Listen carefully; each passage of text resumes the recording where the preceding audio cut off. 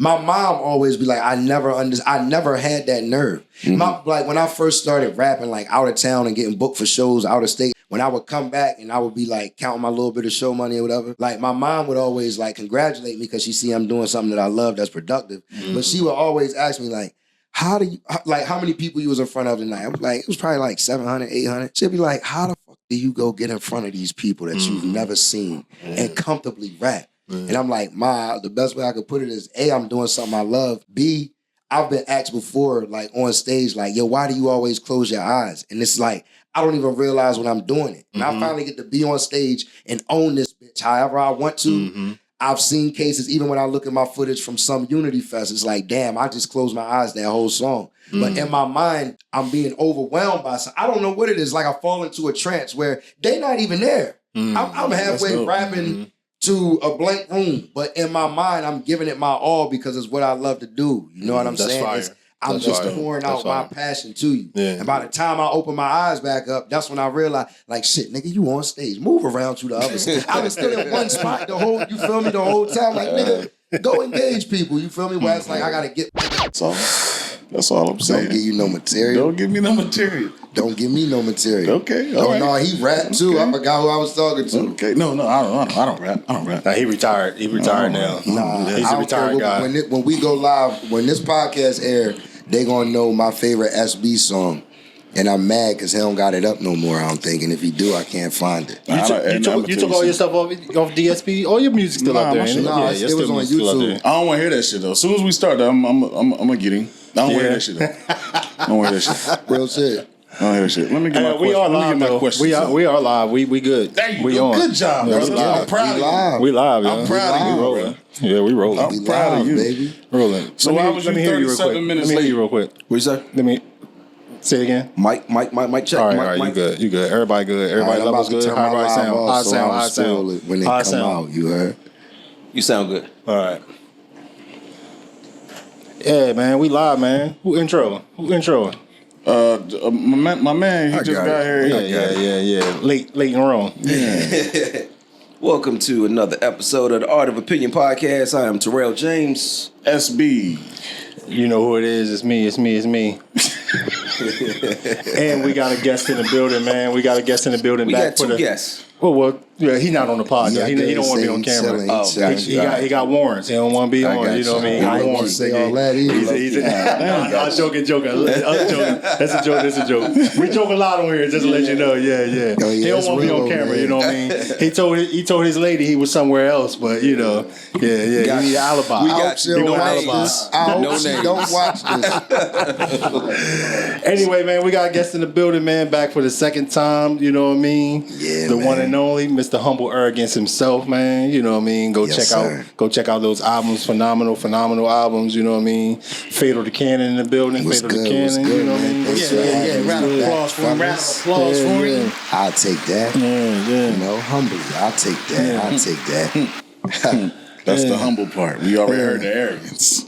We was talking football, man. We already heard the arrogance. We was talking football, man. I'm an Eagles arrogant fan. Like, I'm a real Eagles fan, though. Like, I ain't the Eagles fan that, like, you know, go to the family outing and treat it like it's a family outing. I'm the Eagles fan that go to the game to very much cheer my team on, but to very much, if we about to fight, we about to fight. That's all y'all do. That's not all we do. That's not all y'all do. Ain't that y'all also with a jail in the shit? Yeah. We got a jail in the stadium, and believe that joint be filled up. I believe it. Yeah, it ain't no doubt about it. We believe all of it. And it's not limited to just. It's not like, that's the thing about Eagles fans. It's not limited to nothing.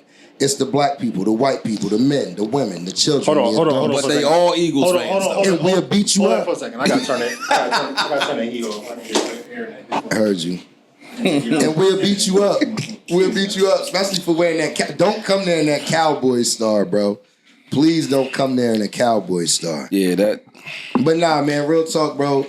It'd be enough stuff happening at the home games or the Eagles games where people really think it's like there for nothing. But bro, that holding cell be like very much occupied. And when the game is over, they move from the holding cell to central booking. And now you done got yourself charges at the Eagles game. Yeah, I believe it. 100%. And you probably still ain't sober yet. So you ain't even going to realize until you wake up. You know what I'm saying? Shit is uncalled for, man. It is sometimes, but we just live and die angry by birds, bro. Angry birds. That's Angry what they birds. are. What kind of birds are y'all? Hey, Chris. I'm sorry. Angry birds. Yeah. What kind of birds in that? They're angry birds too. Well, so first of all, stay out of bird business. Every time That's I see a raven, every time I'm down Lexington Market and I see a raven, they buy the trash can some goddamn where, right where they should be. And a trash Right can. where it should be. Check Trash this out. can. Check this out. Y'all just getting here. Like, act like you've been here before. I know it's been a minute. Where y'all been? Relax. Hold on. Y'all ain't We've been here before y'all existed. Exactly. Dog, We've we been not here talking before. We've been here before y'all Williams, existed. you talking I don't about care Doug? what you saying. I know you're not talking I about don't care Doug. what you saying. You talking about Doug? Huh? You talking about Doug? I'm talking about Doug Doug and Mark I'm talking about Rippin. Bro, Nigga said how Mark old was Rippin. you Yo, when Doug? stop. How old was you when Doug did that? I was 11.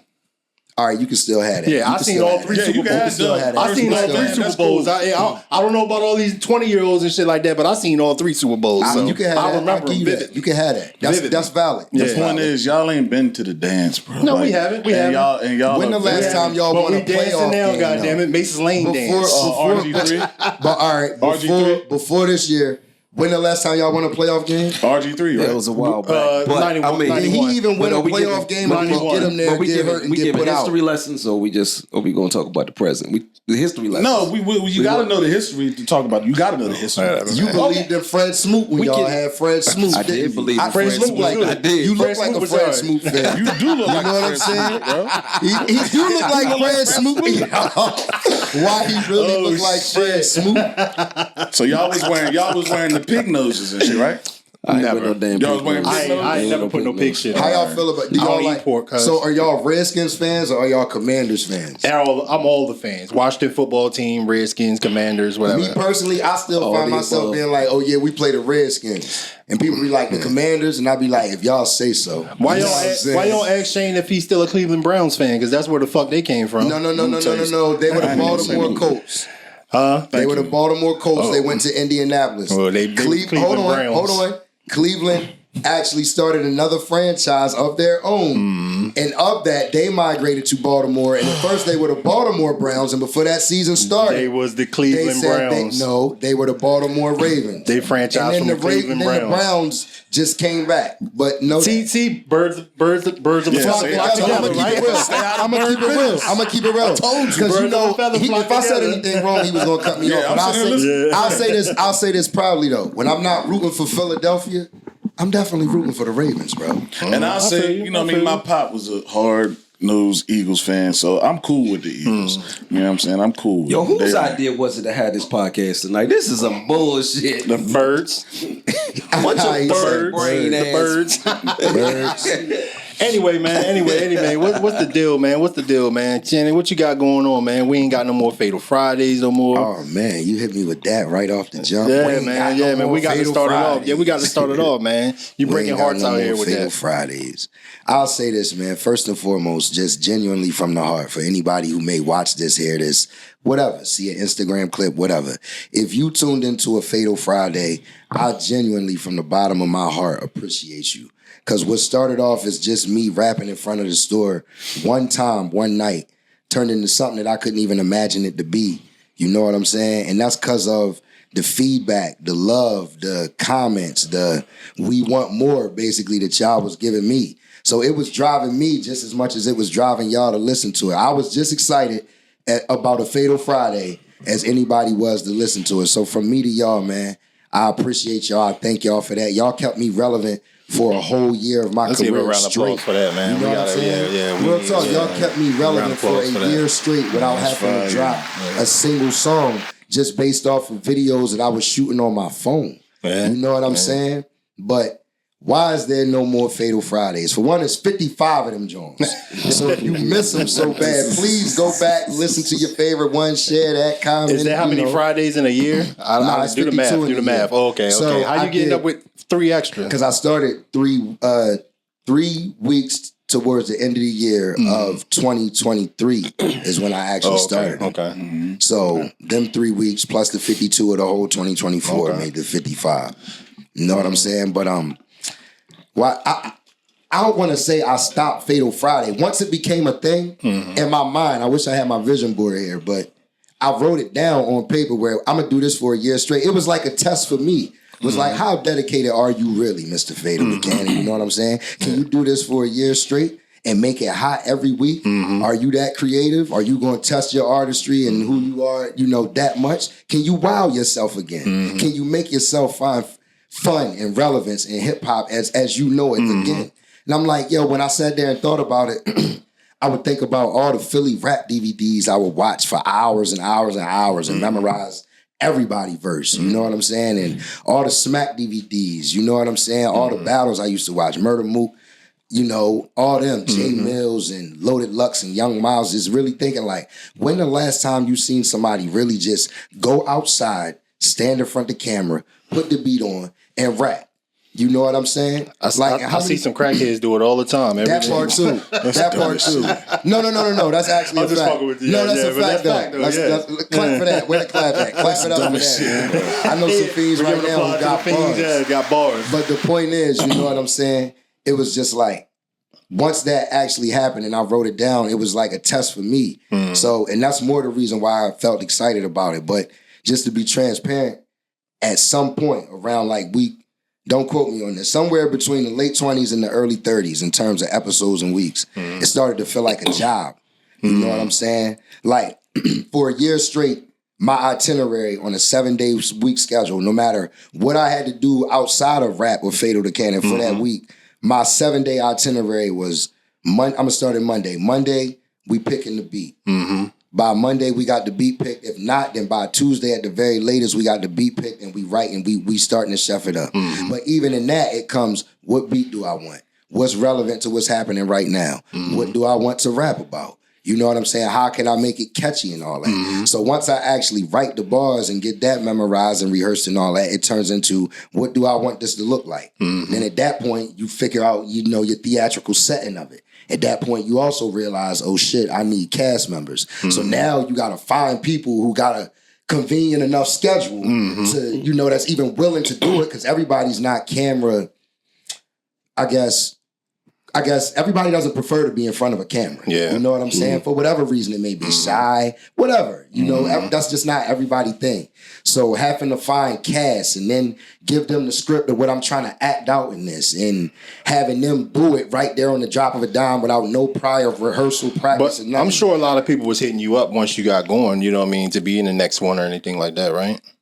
I mean, to be honest, as far as participating, no. Rappers and other artists and stuff was like hitting me up like, yo, we should da-da-da-da-da, or I'm trying da-da-da-da-da. And it's no disrespect Bring your to mic them. in a little bit.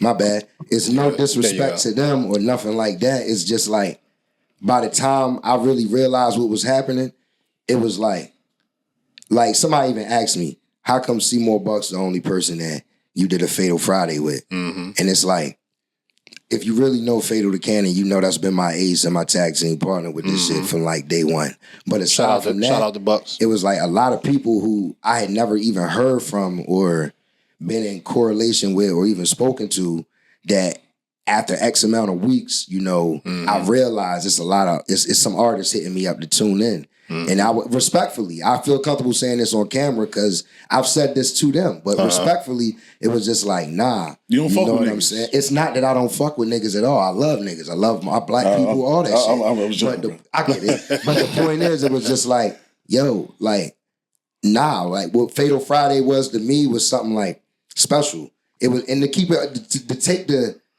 cool shit all the way off and to be transparent with you. Nigga, it was a point in time when I was not in the best financial state. Just to call it what it was, I couldn't afford to shoot as many videos as I would like with professional videographers, and I couldn't book pair spaces to, be substantial to what my visual idea is. Yeah. But what I could do for free is pull out my phone, and get to it. Put my iPad on this Bluetooth, turn that beat on, and get to it. That's fire. The consumer don't know how much this shit costs. But to get back to it. So Wednesday, I'm finishing up or rehearsing it. Thursday, I'm definitely rehearsing. Friday, I'm rehearsing, and then we doing it. But in the middle of doing it, like I said, I done had to find cast. I done had to find a setting. I had to find things that's equivalent to people's time to be convenient. I had to really make it relevant and act it out. they not really necessarily always comfortable with that. It was very much a task in itself. Then once that's shot, this is all prior. This is still 1 week's work preparation of Fatal Friday. It's not even out yet. I ain't even said I uploaded it yet. Once it's shot, now I go back to the lab and start editing it. You know, putting the filters on, cutting the beginning out where a nigga might have fucked up or going through the edits and all that. Because it's always a straight through shot. Yeah. So we might got to shoot it. If I get all the way to the last bar and slip over the word, guess what? Everybody back from square one. That shit would be a task in itself. Man. You figure I'm the one putting the words on that joint with the caption. So even when it's shot, it's like another hour and a half of work. And then finally it goes up. Saturday, I use that to promote. Sunday, I rest. Monday, I'm right back to it. What beat I'm going to do? What I'm going to rap about? What's relevant? For 55 weeks straight. Yeah, man. That took some dedication. Weeks straight, that in itself takes some dedication. And it wasn't always easy. It was never easy. It was times when I had right there on set, I had to switch cameramen or somebody who thought they was going to be available wasn't. Now my whole scheme and plot is done. But I still, nigga, it's 6:30. I got to have this up by 9 o'clock, nigga. You feel me? That means done, shot, edited, and ready to go on the timeline. But isn't that all? Isn't that all in the fun and the grind, though? That's the fun and the grind, man. That's the fun. You know what I mean? It is, especially when you see the final result. You know what I mean? Believe it's in the fun and the grind, but don't like overlook the fact that all of that shit is work. Yeah, it's work. Yes, it's work. It's fun. It's what I chose to do. It's what I love to do. I would choose to do it every day of my life. Yeah, but it's very much work. Yeah. Everybody got. So that's why you stop. Because I stopped because on paper, at like week 4, when I realized I'm gonna keep doing this. On paper, I wrote we finishing this out for the year. That was my goal. But see, even in the middle of all that, I won't say what people don't know, but I'll say even through not missing a Friday for the whole 2024 and 3 weeks prior, the last Friday of May, the last Friday of June, the last Friday of July, and the last Friday of August, I dropped an EP, which was supposed to be an album. I broke it down into a 4-part EP series called Humble Arrogance. Yeah. Even those have visual shots on. Yeah. So it was 4 Fridays out of that whole cycle where, damn, not only did a Fatal Friday drop today, but an EP drop that was 5 tracks and a visual to go with it. And Fatal Friday was still on time.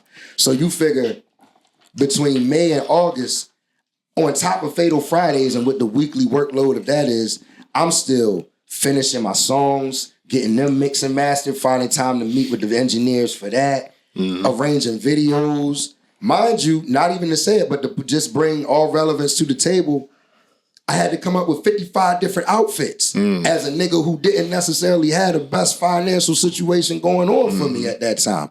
That's why shout out to my nigga, Nonfiction Living. Shout out to Forever First Class. Shout out to, oh my God, I'm trying to remember anybody who ever saw a Fatal Friday and sent me merch to wear, bro. That's what I'm doing right now. And there's so many of y'all that forgive me because it's no way I'm going to be able to name y'all. But for whatever it's worth, Nonfiction Living, Respect Over Fame, and Forever First Class. Thank y'all for all the free merch that y'all gave me because I definitely wore them Jones in the Fatal Friday because, nigga, it saved me some bread that week where it's hold up, I can wear this. Who did the hoodie you got on now? That on fire? Oh, no, this Smoke Rise. This is like an actual brand. Oh, okay, okay. Yeah. Oh, so the other ones you named wasn't actual brands? Yeah, they actual brands, but they more so like, no, this like in stores and like you can get this, like, it's like a, it's what I would call, I know what you mean, mainstream. Yeah. Them, they sort of like, if they was rappers, they would be considered underground rappers. They like underground clothing brands. They'll be the best shits, though. They'll be the best shits. Good quality and all that. So yeah, tap in with Nonfiction Living, Respect Over Fame, and Forever First Class Apparel. Yeah. Flat out. But yeah, like, I only stopped Fatal Friday because I saw it through to the goal that I wrote down on paper for it. And to be honest, like I said, the workload that come with Fatal Friday is like, it wasn't necessarily taken away from other things, but that wasn't going to be the moniker of my whole career. You know what I'm saying? And I started looking at it like, I'll say midway through, I convinced myself I know I'm going to see this through because in my mind, you know how it's sort of like some things you got to just let them be. You can't make them too much, can't make them too little. In my mind, it was like, any Fatal to Cannon fan forever, or anybody who just seen it is gonna forever be able to look at the year 2024 as the year as, yo, this nigga went crazy every single Friday. I've never seen nobody do that to date. Maybe somebody might do something like that afterwards, but for right now, it was sort of like, to me, that's going to be like when it's all said and done and Fatal to Cannon retires from hip hop, I guess, whenever that day had come, that's very much one of them things that's going to be in my personal Hall of Fame. Like, nigga, very much is Blindside, which is my best album to date in terms of streaming numbers and monetization. Very much is Fatal Attraction Volume 1, which was my first mixtape. Fatal Attraction, I like the name of that. That's very much is Life After College, which was my first tape after college. All of these hold substantiality to me. Fatal Fridays is its own little, like y'all can come in this room, but y'all can only see this room. Don't step foot on that side of the carpet. This is the Fatal Friday room. It's not to be, tampered with, for real. It is what it is. It hold a value. And to make it hold that value, I can't keep giving it. The more you get of it, the less you appreciate it. You gotta, you know what I'm saying? Like, really appreciate Fatal Fridays, because it was at a point in time where, you had to be there to understand. And by understand, I mean the hype that it had built around itself. Like, people from different places is really anticipating. Like, you know what I'm saying? I remember SB, not to throw it out there, but SB hit me up. I vividly remember one day, like, nigga, it's 7 o'clock. It's Friday. Like, inbox was like, where you at? You know what I'm saying? Where it's like, just to know just the buzz and hype and relevance that just the thing Fatal Friday in itself created, it's like, leave it alone, let it be great. So, you know what I'm saying? So what's next on the plate now? Like, what are you working on currently? I mean, I'm still a rapper. I'm still an artist. Like, right now, I'm working on new music, new videos, I'm still networking, and I don't really like to talk about things before they happen, but I got some stuff lined up right now. I just dropped a picture with, Young Moose, and I've been in conversation with him. I'm gonna link up with him soon, just on some, artist to artist shit. You know what I'm saying? For whatever it's worth. A lot of people might not know, and not to just speak on or whatever, but that's actually my blood relative family. Oh, really? We just found that out not too long ago, dope. him and That's me. dope. So, that's dope. We've been just kind of mingling and intertwining, linking up when he around off that, and, people in our family and just us knowing as rappers ourselves, like, yo, we got to do some music together. Yeah. So, no doubt. That's going to be, that's something that's in the water making waves. So I got like a few questions. I wrote some shit down, but this nigga did some homework on the Fatal Friday part. So what are you gonna do with them? Fatal Fridays are gonna become available on all platforms. I spoke with a few people that I usually consult with about my music and stuff like that, and I definitely knew I was gonna release Fatal Friday. My whole, I guess, conniption and dilemma with that was, do I want to do it like I did Humble Arrogance and release it in volumes, or do I want to just give it to them?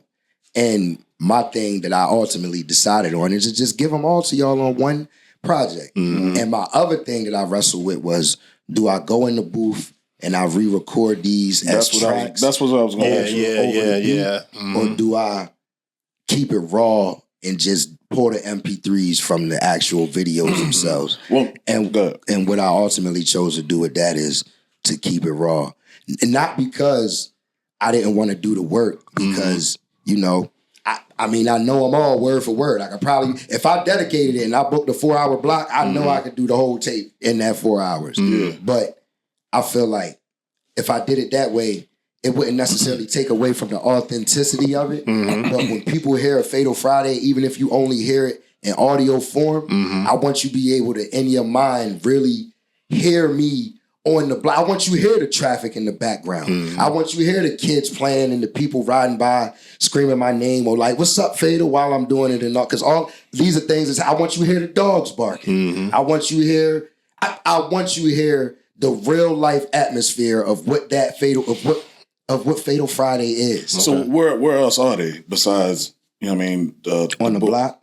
No, like on the book. Like, where else are they visually? They on all, like, what I would call all platforms, but they on the main platform that I released them on is Instagram through Reels. They're also every single one of them is on IG, Facebook, and YouTube. All right, that's what I Every was single gonna ask. episode is on YouTube. All right, bet. Right, Excuse perfect. me. All right. Yeah. See, that's you- what I was going to ask. Was it on YouTube? Well, are they whole songs or just like 16 bars or just you just Man, it's However however long I you felt went. that. Okay. It's however Yeah, I yeah. felt that Friday. It's some of them it's none of them that's less than 32 bars. The shortest Fatal Friday, I wouldn't count it, I promise you. It's still 32 bars. Okay. So the shortest one is still taking up 1 minute and 57 seconds of your time. So, the longest one, I didn't even realize, was 3 minutes and 30 seconds, where I did the whole Jay-Z You Don't Know beat off the Blueprint. I did the whole beat. Like, however long that song is on the album, that's how long that Fatal Friday is, where it was like, damn. I looked at that when it was like, this is dope, but I could have stopped this one like 2 verses ago. You know what I'm saying? Where it's like, it's really however I felt.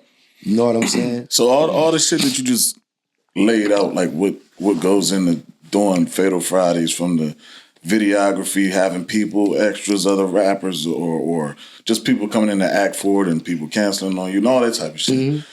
Is it frustrating when people don't know what goes into it?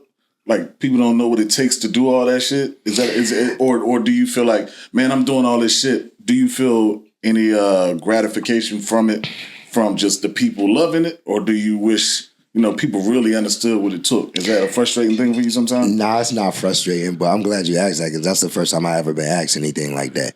It's only frustrating for me, and I'm going to say this humbly as I possibly can. I know in them moments where whatever I wrote down on paper, if it don't go exactly like that at the snap of a finger, I know I'm not the easiest motherfucker to work with. And I'm not proud of it. But Why? why am I not proud of it? Yeah. Because, man, I've never disrespected nobody, but I could turn into like a motherfucker you don't want to be around. Like, man, shut the fuck up, for real. Like, it's gonna get done, cuz. Shut up. Chill out. Yeah, Like, but why are you not the easiest to work with though? Cause I'm already so know why. passionate about it. I already bro. know why. I'm so passionate about it. Like, for the age I am, not to say it like I'm old, but for whatever it may be, you know what I'm saying? I don't have any kids. You know what I'm saying? I'm very Round of applause for that. Let's round of applause You for know what that. I'm saying? This nigga, he got a whole Sister man with all the kids. I'm very All the goal-driven and oriented. You know what I'm saying? Yeah. I believe in myself at a high level. You know what I'm saying? So, and I'm very organized. Like, by the time I bring an idea to the table to do, I done thought this motherfucker up, down, left, right, inside, out. What could go wrong? All types of shit. You know what I'm saying? So when it don't go the way that I planned it, I don't necessarily get frantic. I catch an attitude, bro. I catch an attitude, bro.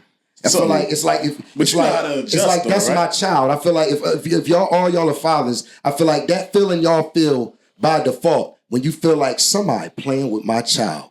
That's how I feel when that shit happens. Where it's I like, get it. yo, Yeah, that's cool. That's But as peace. you go along, you learn how peace. to adjust the shit. yeah, I'm nowhere near as bad as I used to be. You feel me? I've literally had, shout out to my homeboy Tay City at Air Force Studios. I've literally had my homeboy stop in the middle of this shit and tell me, hey, look, my nigga, if this how you gonna act, my nigga, let me know now, because I'll walk the fuck off and say, fuck this shit. Like, he done told, like, it'll get, I only do it with people that I love, that I got genuine business and, like, personal relationships with.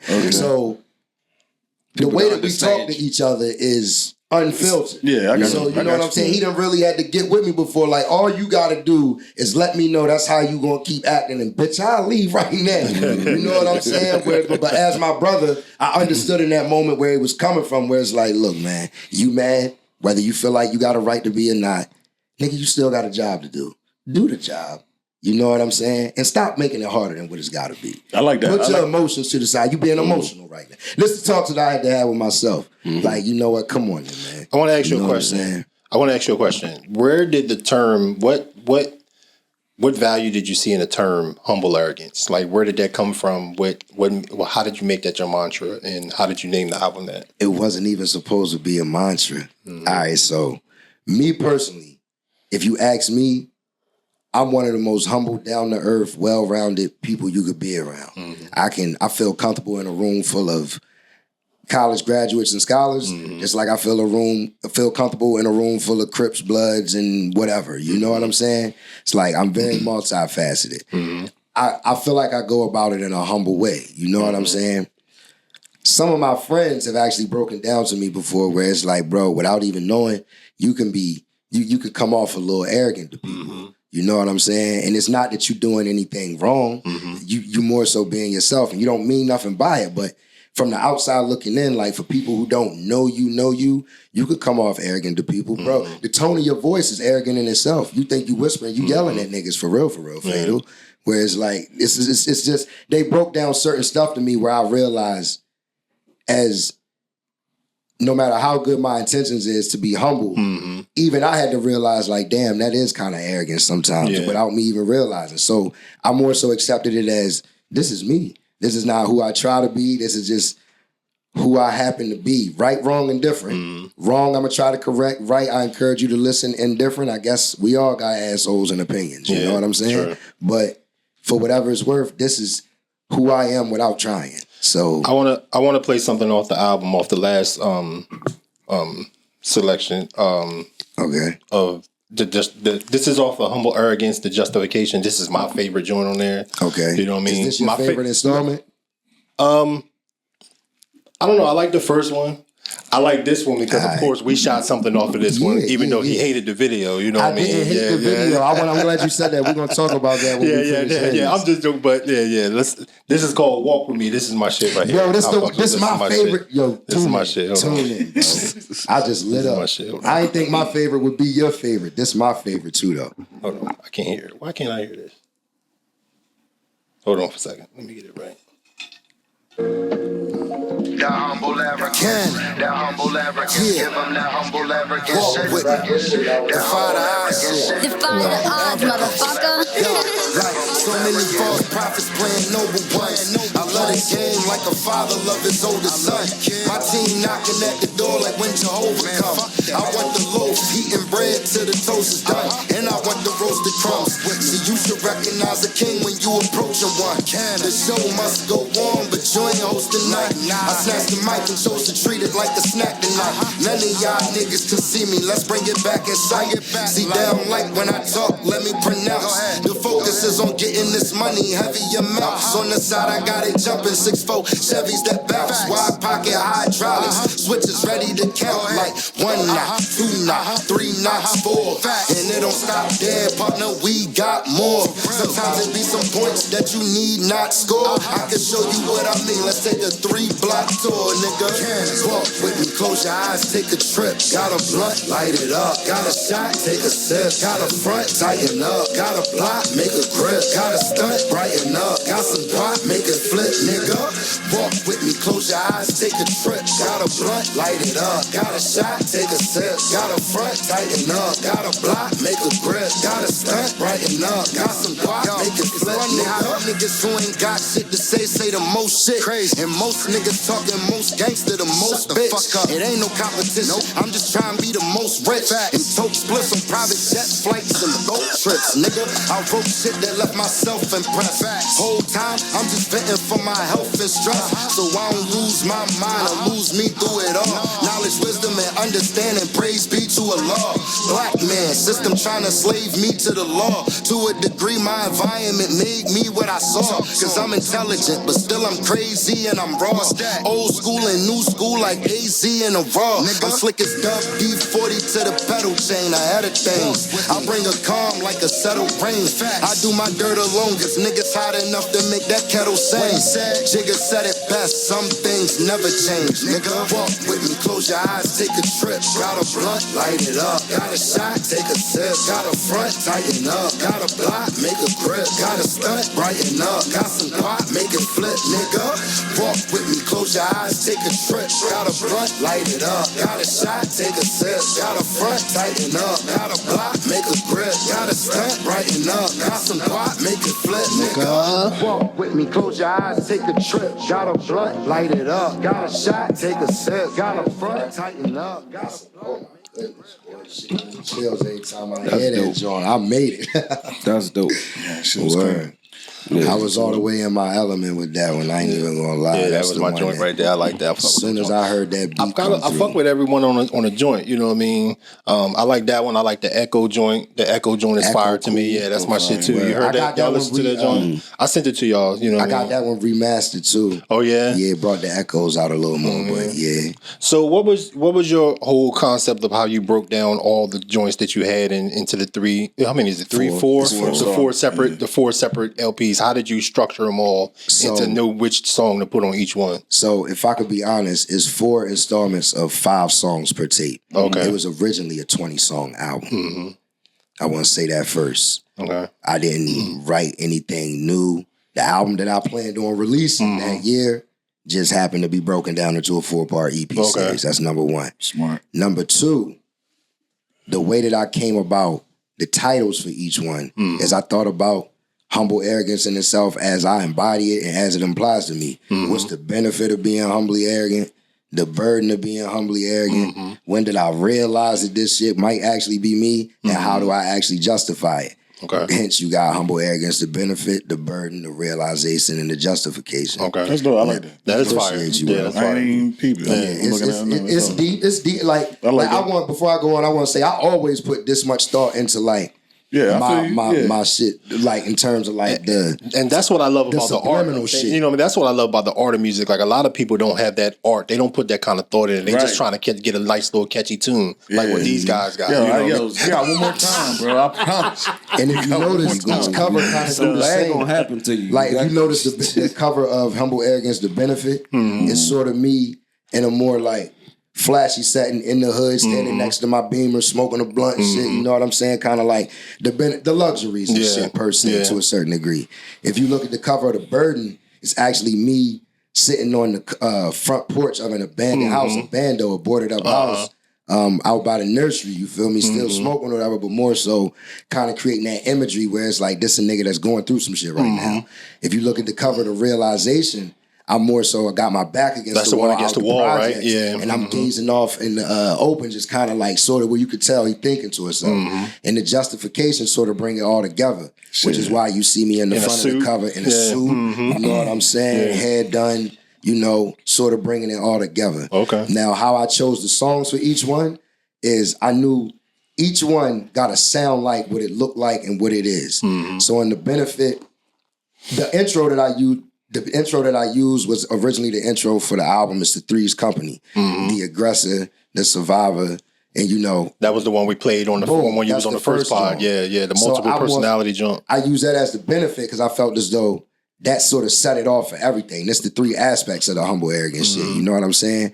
The other songs on the benefit more so speaking reference to like having fun, like booming and outside. All of these is like up tempo type songs. The Burden, I more so open that up with a song called Tension. You know what I'm saying? So right there, it's sort of creating that feel for the whole tape where it's like, this sort of how this gonna feel. The realization, you know what I'm saying? I started off with a song called Most Valuable, where I'm realizing and within myself how valuable I am to the game, to myself, to the art, the craft, whatever the case may be, you feel me? So that's more so me going through a realization process. So you got Most Valuable, you got Sunburn, which is basically me speaking in reference to I'm a shine till it hurt, nigga, sunburn. You know what I'm saying? Where it's like a whole bunch of songs that speak in reference to me coming to not necessarily a realization, but a point in life. You know what I'm saying? Where I'm embodying more so. And the justification is my comfortability in it. That's where you hear songs like me speaking about how I had to break away from certain friendships and Echo. You know how Echo is a song that more so lays a certain feel and dynamic with the substance that it talks about. Walk With Me. Walk With Me, don't get me wrong, is gritty. But if you really listening to it, I'm more so taking you through it. The justification is the embodiment of each fatal the canon you see. The scholar, the businessman, the go-getter, the rapper, the hood nigga.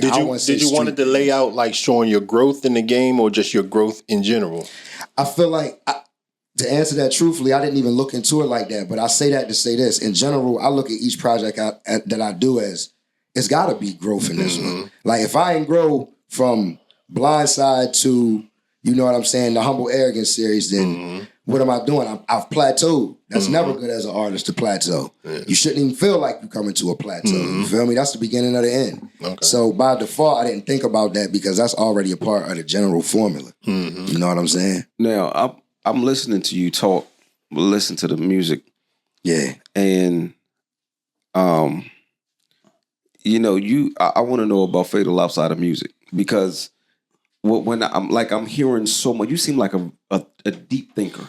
Yeah, for sure. And you put all of that into your music. Yeah. But I want to know everything that has transpired that led you to being the type of rapper that you are. What led to this outside of music? I want to know about Fatal outside of music. All right. I would say the point in time that I was born. You made him pull the braids out. You made him pull the fresh braids out. I was born August 28th, 1989. A year after the, crack era hit, right? I'm the last of the 80s babies. I say that to say the era and time that I was born in and the point in time that I grew up in because of that is a big part of the reason that I'm the person that I am outside of the rapper that I am. I always tell people, like, we was the last of the kids who still went outside and the first of the kids who got on the internet with MySpace and all that. We really had the best of both worlds. We could spit game to each side. Like a person that's from my era that's, I'll say, tenured enough or paid attention enough. That's what I want to say. Paid attention enough. He can speak to an old head just like he can speak to the young, out of control nigga and make them really realize, like, damn, you right for real. Yeah. Because we was literally the last of the kids who still went outside. You would see us at the courts flooded or outside playing hide and go seek, manhunt, tag, football, whatever. And we was the first of the kids with a MySpace account. That's the internet. So we really had the best of both worlds. I'll say that. My father was shot and killed when I was like 4 to 5 months old. He died January 1990. I was born August 1989. I'm going to say because of that, just the life that I knew as I started coming into fruition of me as a person, even through childhood, it was just different.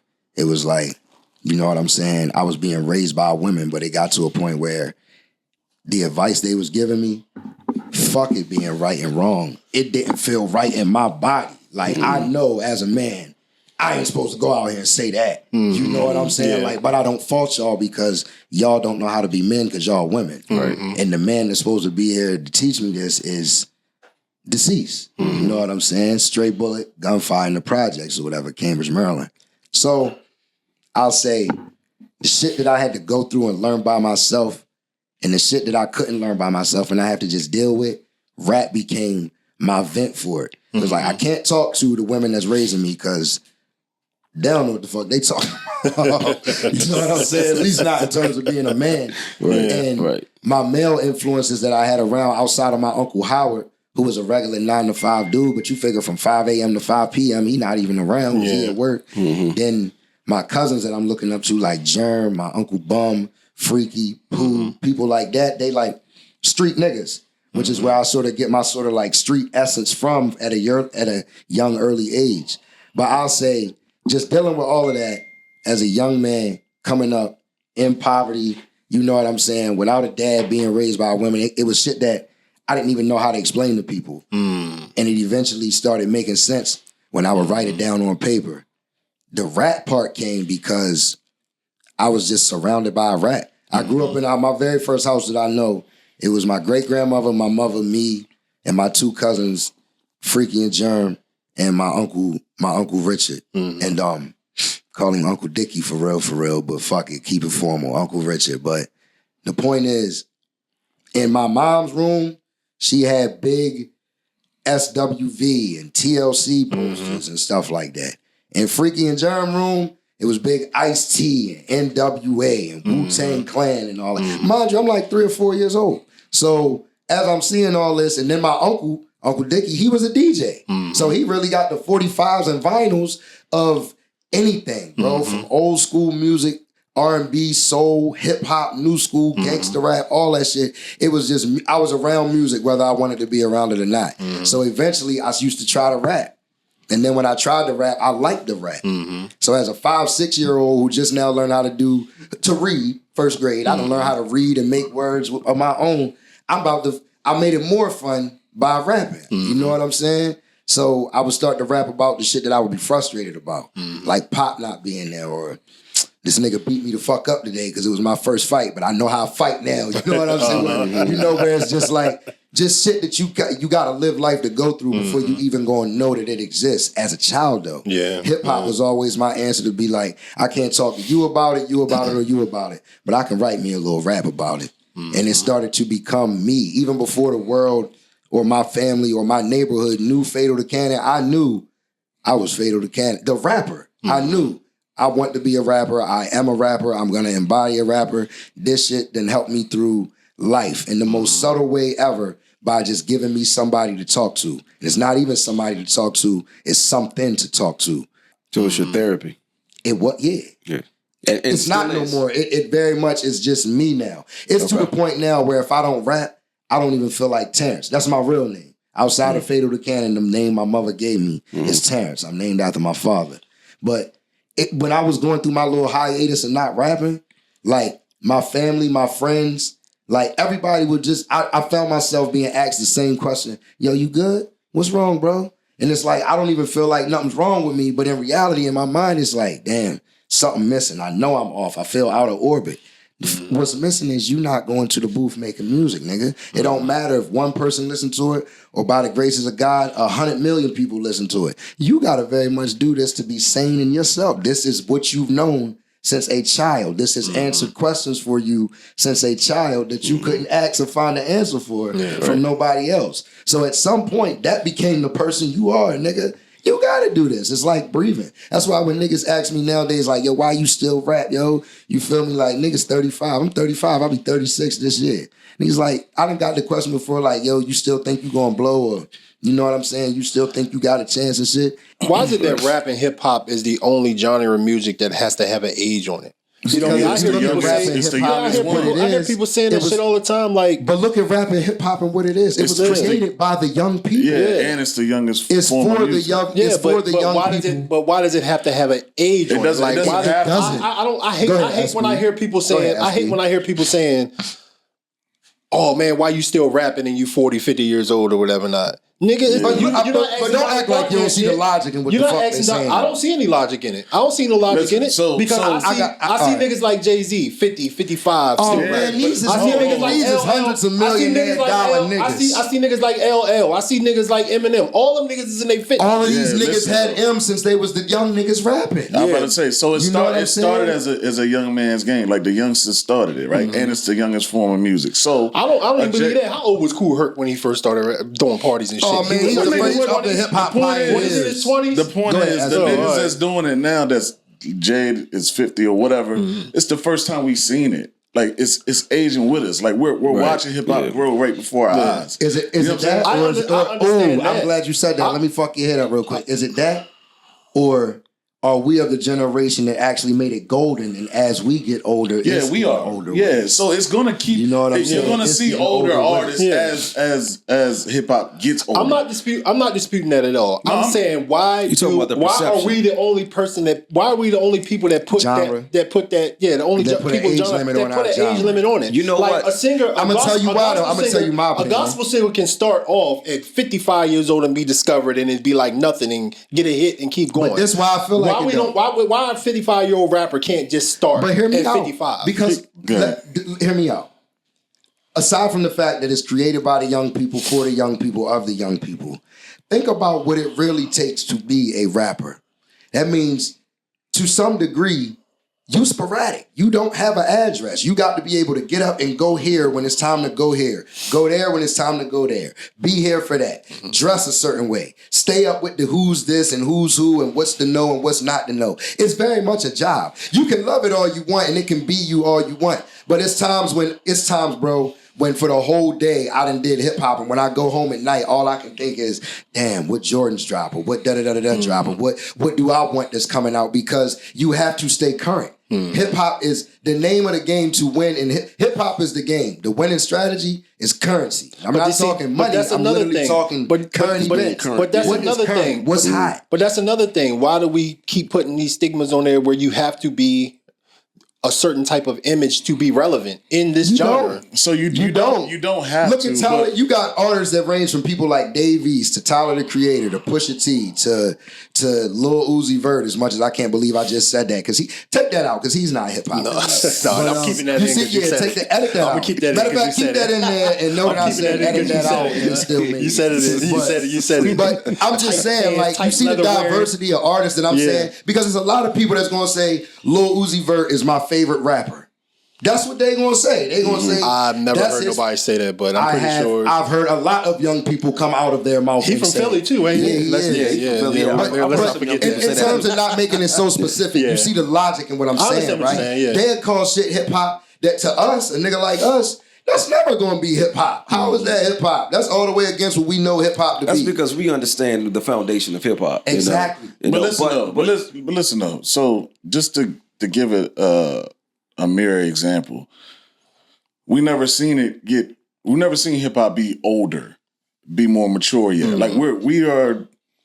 I think it's getting to a level of maturity hip hop started when we was born. Yeah, pretty much. Yeah. So we're just like the average NBA player is supposed to be a certain age, but LeBron is the first to break certain things. Yeah. You know what I mean? So it's as simple as that. It's like the artists that we see that's older now, it's the first time we're seeing hip hop in a mature state. Okay. So it doesn't have to be I know we do the stigma thing, but that's what it's been. And Jay and all them, they're the first to be that like old. you saw the nigga who 26. You know what I'm saying? Yeah. So probably, let's say 30, 40 years from now, it may not be just, it's a young man's game. Nah, 30s and 40s are more accepted at that point. You know what I mean? Right now it's looked at like, nigga, you old. Why you still? I'm glad you said that. Like y'all three being artists and have released albums and things that have been in music. 40, 50 years from now, do you think hip hop is still around? Hell yeah, it's not going nowhere. It is the sound of the world. It ain't going nowhere. Name me one ethnicity in this world that don't listen to hip hop.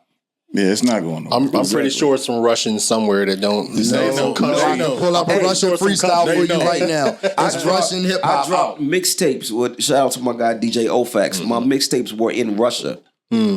In Russia. It's not one ethnicity right now that don't feed off hip hop. Yeah, I believe that. I believe that. I mean, we run the music game now. You know and what the other thing, as far as what you were saying, as far as the perception, you got to also take into account the content, the things that rappers rap about. Yeah. So after you get to a certain age, people are like, man, why you still rapping about that? You don't live that life. Yeah. But with R&B, you can love forever. Yep. With gospel, you can talk to God forever. Perfect. You know, country music, the stuff that they sing about forever. Elevate from the streets. But you said that. Now we're at a point where it's time for the guys like Jay-Z and all the older ones now to show a different style of music. That's what I was going to say. Now I want to see the maturity of it. Like, I want to see it get to that point. I feel like there's some of them that still take the youth and mix it in with the mature. Like, prime example, Kiss.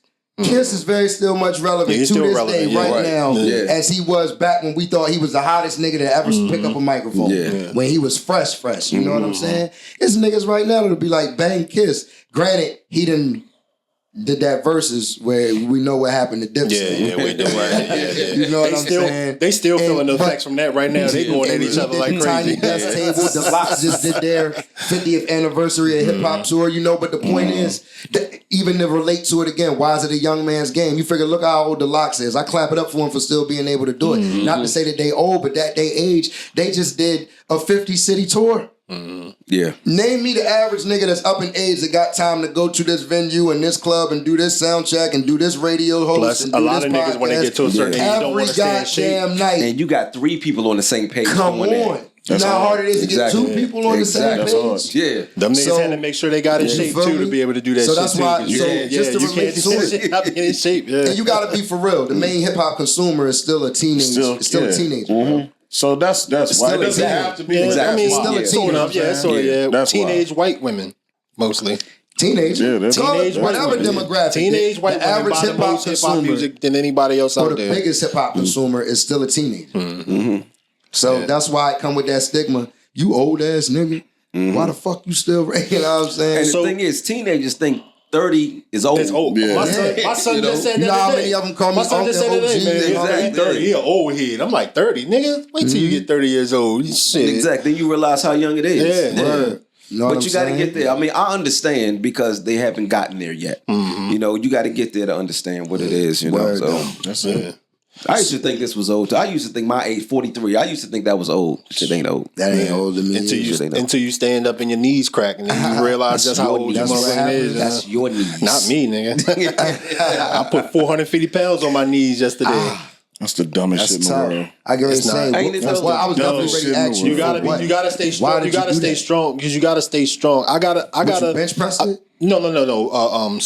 Squat. I meant squat. I can Dumbest bench. shit in the world. I can bench about three. I'm at about 350 bench still. You know what I mean? But I just try to do it to I stay. gotta see this shit. I don't know if I believe it. got. It's on video. I showed it on video before. I posted I it before. got to see the weight. I could believe Yeah, that. just like you ain't believe the rap. See, everything that I say I can do, you don't want to believe. You say you can do a backflip, motherfucker. Well, Like, I can do that too. I got video of me doing backflips. Shit. I can't. Now that's one thing Yo, I you probably gotta can't chill out. still do. Exactly. That's one thing I probably can't still do right now. Right. That's one thing I probably can't still do now. But seriously, you got to stay strong. Like I feel like I got to maintain a certain level of strength. I never know what kind of situation I may get into where I may need that strength. You understand what I'm saying? I may need to lift something up off me or push something or push a car out of ditch or something. I just had to get my. You just prepared for anything. No, you Boy Scout. I gotta stay strong, man. I gotta keep my back strong. You see, when people start, a lot of people when they stop, it's just like asking Shane, why you stop? Why you play ball? You still like to play ball, but you still like to be in some type of physical shape, right? Yeah. Yeah, you want to know like something happens where you got to run. When's the last time you ran full speed? Everybody in the room. Tell me when Yesterday. you ran full speed. What on the court? Yeah, I played ball yesterday. Oh, you didn't run full speed down the court. I mean, it was pretty. It was You up there, ran, but you about didn't run. I'm 70%. talking about full speed. About 70%. I played pickup football. That was probably on the regular. That was probably like June of last year. Mm-hmm. And I was playing pickup tackle football, bro. And I guarantee you, if you get out there and run full speed right now in the street, you're gonna pull a hammy easily. I don't think so. Easily. I don't think so. But you do physical fitness though, Yeah. So you stay in shape. So everybody has the incentive to try to stay in some type of shape. train like boxing and Krav Maga. Like I still don't see so the fucking benefits of putting 400 pounds on your knees, bro. Hey, SB, I don't see it. I'm just a kid from the 90s, man. I used to get my ticket from the Chinese, man. Hey, that's my favorite SB joint right It's all right. Nice little tune. Yeah, he calls all my shit nice little tunes. Nice little tune, yeah. Fuck out Nice of here, little tune. man. Look, they had me rap. They had me He rapping thinks- on the last pod. Yeah. He thinks he can Was out. I- It's gonna come out. Was It's it gonna come hot? out. It's 30 You years know ago. what though? You know it's what? 30 years ago. That's It's gonna why come they out. said you It's gonna come answered out. your own You fucking gonna see? I'm question. gonna put the pod He out answered his tomorrow. own question. I'm gonna put the pod out That's tomorrow. why they say rap's supposed to be a young man's Was it sport. hot? That old. I'll let them be the shit judge. he Because of that said. shit. Yeah. See Fucking the reason why rap's supposed to be a young man's sport. Yeah. that nigga right there. Oh really? Man. Oh, I sound like an old head rapper. Yeah, laundry Well, mat, it was 30 years flip old. back, It's 30 years old rap. whatever the fuck. This So, shit I mean, yeah. It's all good, man. It's all Yo, good. so you answered It's all that. good. You answered that. He Laundry spit a mat rap. bar? He spit some shit from when you was 5 years old. Put it that way. Yeah, that's a fact That too. was 1994. That's a fact. I actually wrote it in 96, 97. Yeah. So around that time. But I wrote it in So like I was like 96, 7, 97. 8 Yeah, years yeah. old. You was down there. You was down there. But it's all good. I think my It's shit all might have good. been better than that. Like when I was 8, No, the hell rhymes no. I was writing at that point. The shit that I spit, you no, probably you couldn't gotta get spell. on. You probably couldn't spell I one was word that I trying to spit in my shit if you was probably- 8 years old. Nah, I've been It's smart for a niggas, long time, right bro. now that can't even spell some of the words that I said in that shit. So I know. I don't think you can spell some of the words that you I said. might can. Let me hear it. Let me hear it once. You'll hear it when it come out on the No, pod. good I ain't gonna dog. lie. Yeah, You'll hear it. you You'll got hear I it. can't get a live You'll hear freestyle. it when it come out on the As pod. many freestyles as I done gave you, You'll I hear can't get a live freestyle. you'll hear it when it come out. It'll be out tomorrow. It's that wood It'll be medallion I'm gonna be necklace for rap. real. I know that shit. Elephant in the room. Elephant in the room. Yeah. I don't like the fact that Chris tried to say that I ain't like the video he shot. for me. He shitted on my video. Talk to him. I sent him the We gonna have video. an He was like, intervention. you know what? It's not really what I want to put out like a major video, but I'm gonna still use it though. I ain't That's seen a him post fact. it yet. yo. Listen, and I didn't because the song that's actually going to be on when I release, because some of the songs from the Humble Arrogance series is actually going to go on this next album that I'm putting out. That's actually one of them. So when it was time to do a promo, I was going to upload a snippet from it, but I'm also going to be honest, it was not necessarily what I would like to put out in representation of what I was going for with that one. You feel me? I tell you what, Might next have been video, my fault. I'm gonna direct it for you. That's what I said. I said that I felt like the energy. I felt like the energy was compared to your other performances when you doing your shit. I don't know if it was something going on that day or if it was last minute type shit or whatever. But the energy to me was that it was just you know what I'm saying? It was just that's why I said I don't know if it was my fault. No, what it was is that if it was going to be like a full-fledged video, like a release type of video, I would have shot it totally different. It would have been a full production type of thing, planned out, scened out, and everything like that. It was just a run and gun type of video. Yeah, it was. So it was That's just a fact, okay. too. Let's go. We're gonna go pick a location. We'll meet at a location. We're going we walked around. Say okay, let's do this. I like this shot right here. Yeah, I like this shot right here. I like this shot right here. And we had a lot of good shots. You know what I mean? It was a lot of good shots. And but that's it was why just I was like saying. I'm glad you said that, SB, and that's why I was saying like it could have been partly my fault or whatever the case is, but like as a whole, I saw parts of it that I did like. That's why I was saying I was going to release it as like snippets and all that, but like for the whole presentation of what it was just like, nah, that's not what I was going for. And again, to take responsibility, some of it not to point out, but just to piggyback off what he said, I'm looking at myself like, what the fuck? You know what I'm saying? It just didn't look overall. The energy looked like it was a little. The energy looked like it was a little down. So yeah. Like, So you set a certain standard for yourself, and you realized in that video you didn't meet that standard. I didn't meet it to a I certain saw it off the degree. rip. I'm like, this energy ain't. I sent it to them before I even sent it to you. Word. I sent it to them to check out before I even sent it to you. You know what I mean? And they gave me honest opinion on it. You know what I mean? Word. Yeah. But I wanted to talk about that because I ain't like how you said fatal when you like video or shit. No, I'm just joking. I was just joking. I was just joking about that. I was just joking. So but you gotta be right not to like it. I mean, I don't mind. I mean, I want that. Anything I do, I want that critique. I want that so it makes me get better. You know what I mean? I don't want you to just act like you like something that you don't like. If you really, and I said that to you. I was like, yo, tell me what you don't like about it, and tell me what you being transparent and honest with you. Yeah. And So you answered like mad shit when you were just going, just letting you rock. You was answering meth like you killed half my questions. Damn, I'm sorry. Yo. It's cool. I know you did the same thing with me. I'm looking like you did the same thing with me. I was like, oh, there goes that question. So, but you did say like music and rap and just artistry is just a part of your fabric. It's a part of. It's just who you are. It's in my DNA. At this so, is there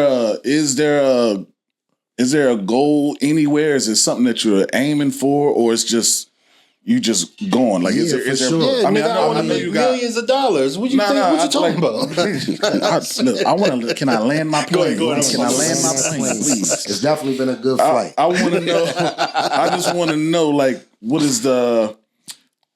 What are other plans? Like, all right, so you got a huge body of work. I don't know. You pause that? No, that's no pause. So you got to watch these niggas. You got to watch these niggas, bro. You got to watch him. It was close, but he had So look, so you got a body of work, like visuals, all this. So what is there another avenue that you're looking to attack? Is there another way to build engagement, but doing something else? Is there anything else that you want to get your hands in and then bring all of this along with you? Is it something like that in the play? Yeah, so in terms of the idea that I got for myself, outside of just networking with more people and actually showing my face and being in places with people that I actually have connections with in different places, to me, it's like, I don't want to be the king of mediocre. I look back at some of my stuff and I don't think it's mediocre, but I guess rightfully so. I look at it and critique it and be like, I could have did this. Or if I wasn't lazy per se, I could have did this. So I say all that to basically say, I'm more so going to be doing the same things, just at a better and higher level and like making more significant each thing that I do. Like instead of dropping like, you know what I'm saying, like a video that's just a regular video of me just doing whatever, just making them more theatrical, because I've been told a lot of times, like off of my videos where I actually, you know, put theatrics to it, that I actually am a good actor. Yeah. You know what I'm saying? So it's like I want to incorporate theatrics in it more, tell more of a story, shoot with different video, just level up everything, such as like, you know, to relate back to what I said about the Young Moose thing. The Young Moose thing is like, not to say it like, you know what I'm saying? Like, it's gonna guarantee me anything. Like not to say it like I'm expecting something from it, but I know for a fact it's like, it's gonna be my first major feature. It's gonna give you a bigger look. It's gonna give you a bigger look. What I would consider even even to whoever's opinion may be what, it's a feature that I'm gonna get with an artist that has a bigger platform and bigger engagement pool and bigger just fan base than me. You know what I'm saying? It's either equivalent or bigger or smaller than for the most part. This is the first time where I can really look at it like, yo, it's gonna be people that's gonna hear me for the first time just off of listening to him. What is my first impression to these people gonna be like? You know what I'm saying? Yeah. Where it's like, I'm looking at everything now like a first impression. Even if it's something that I've done before, I'm gonna treat this video like it's my first impression to the world. Because very much so, if it do what I plan on it doing, this is gonna be my first impression to somebody. You know what I'm saying? So I'm taking my marketing more serious, my rollouts, my planning, just everything, man. Like I can't really say I'm gonna do anything new. I'm gonna just do everything I've been doing. Just step it up a little more. To a higher level, to a more consistent level, to a more thought out and significant level. You ever thought about maybe doing something that showcases more of your personality outside of the music, just knowing who Terrence is? You Like keep what taking you my mean? damn questions Like, too. like just other, like I don't know, just other shit. I can't. I mean, I ain't. You know, I ain't trying to.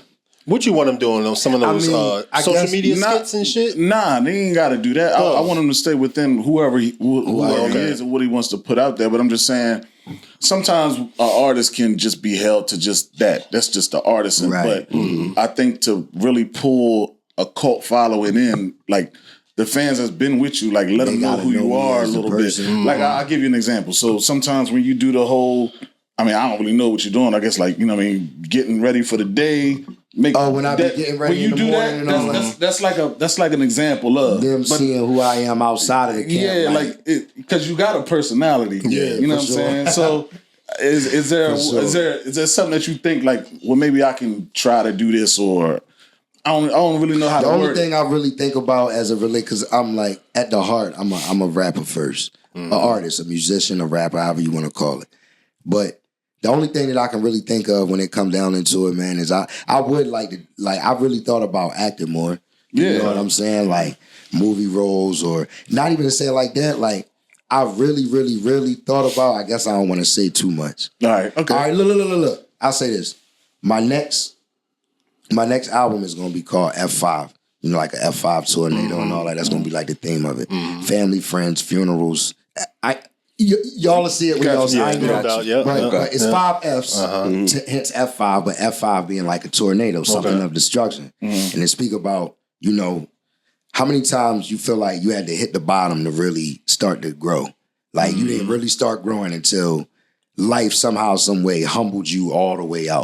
That was sort of my F5 tornado, and I'm gonna draw this album from that person that I was in that moment to build up to who I am now. So that's how I'm gonna that's gonna be the theme of how I metaphorically do it. But I say all that to say, I really thought of doing like some, I won't say small, something appropriate, like a 5 to 7, maybe 15 to 20 minute web series to go with the album. I'm thinking this. Yeah, that's dope. That's dope. That's dope. Yeah, because I know too many people from the Eastern Shore of Maryland to Baltimore, DC, my second home, Philadelphia, New York, Dallas, Texas, Atlanta, Georgia, Louisville, Kentucky. I know too many people, too many places where it's just like, yo, if I sat down and tried, I could do this web series.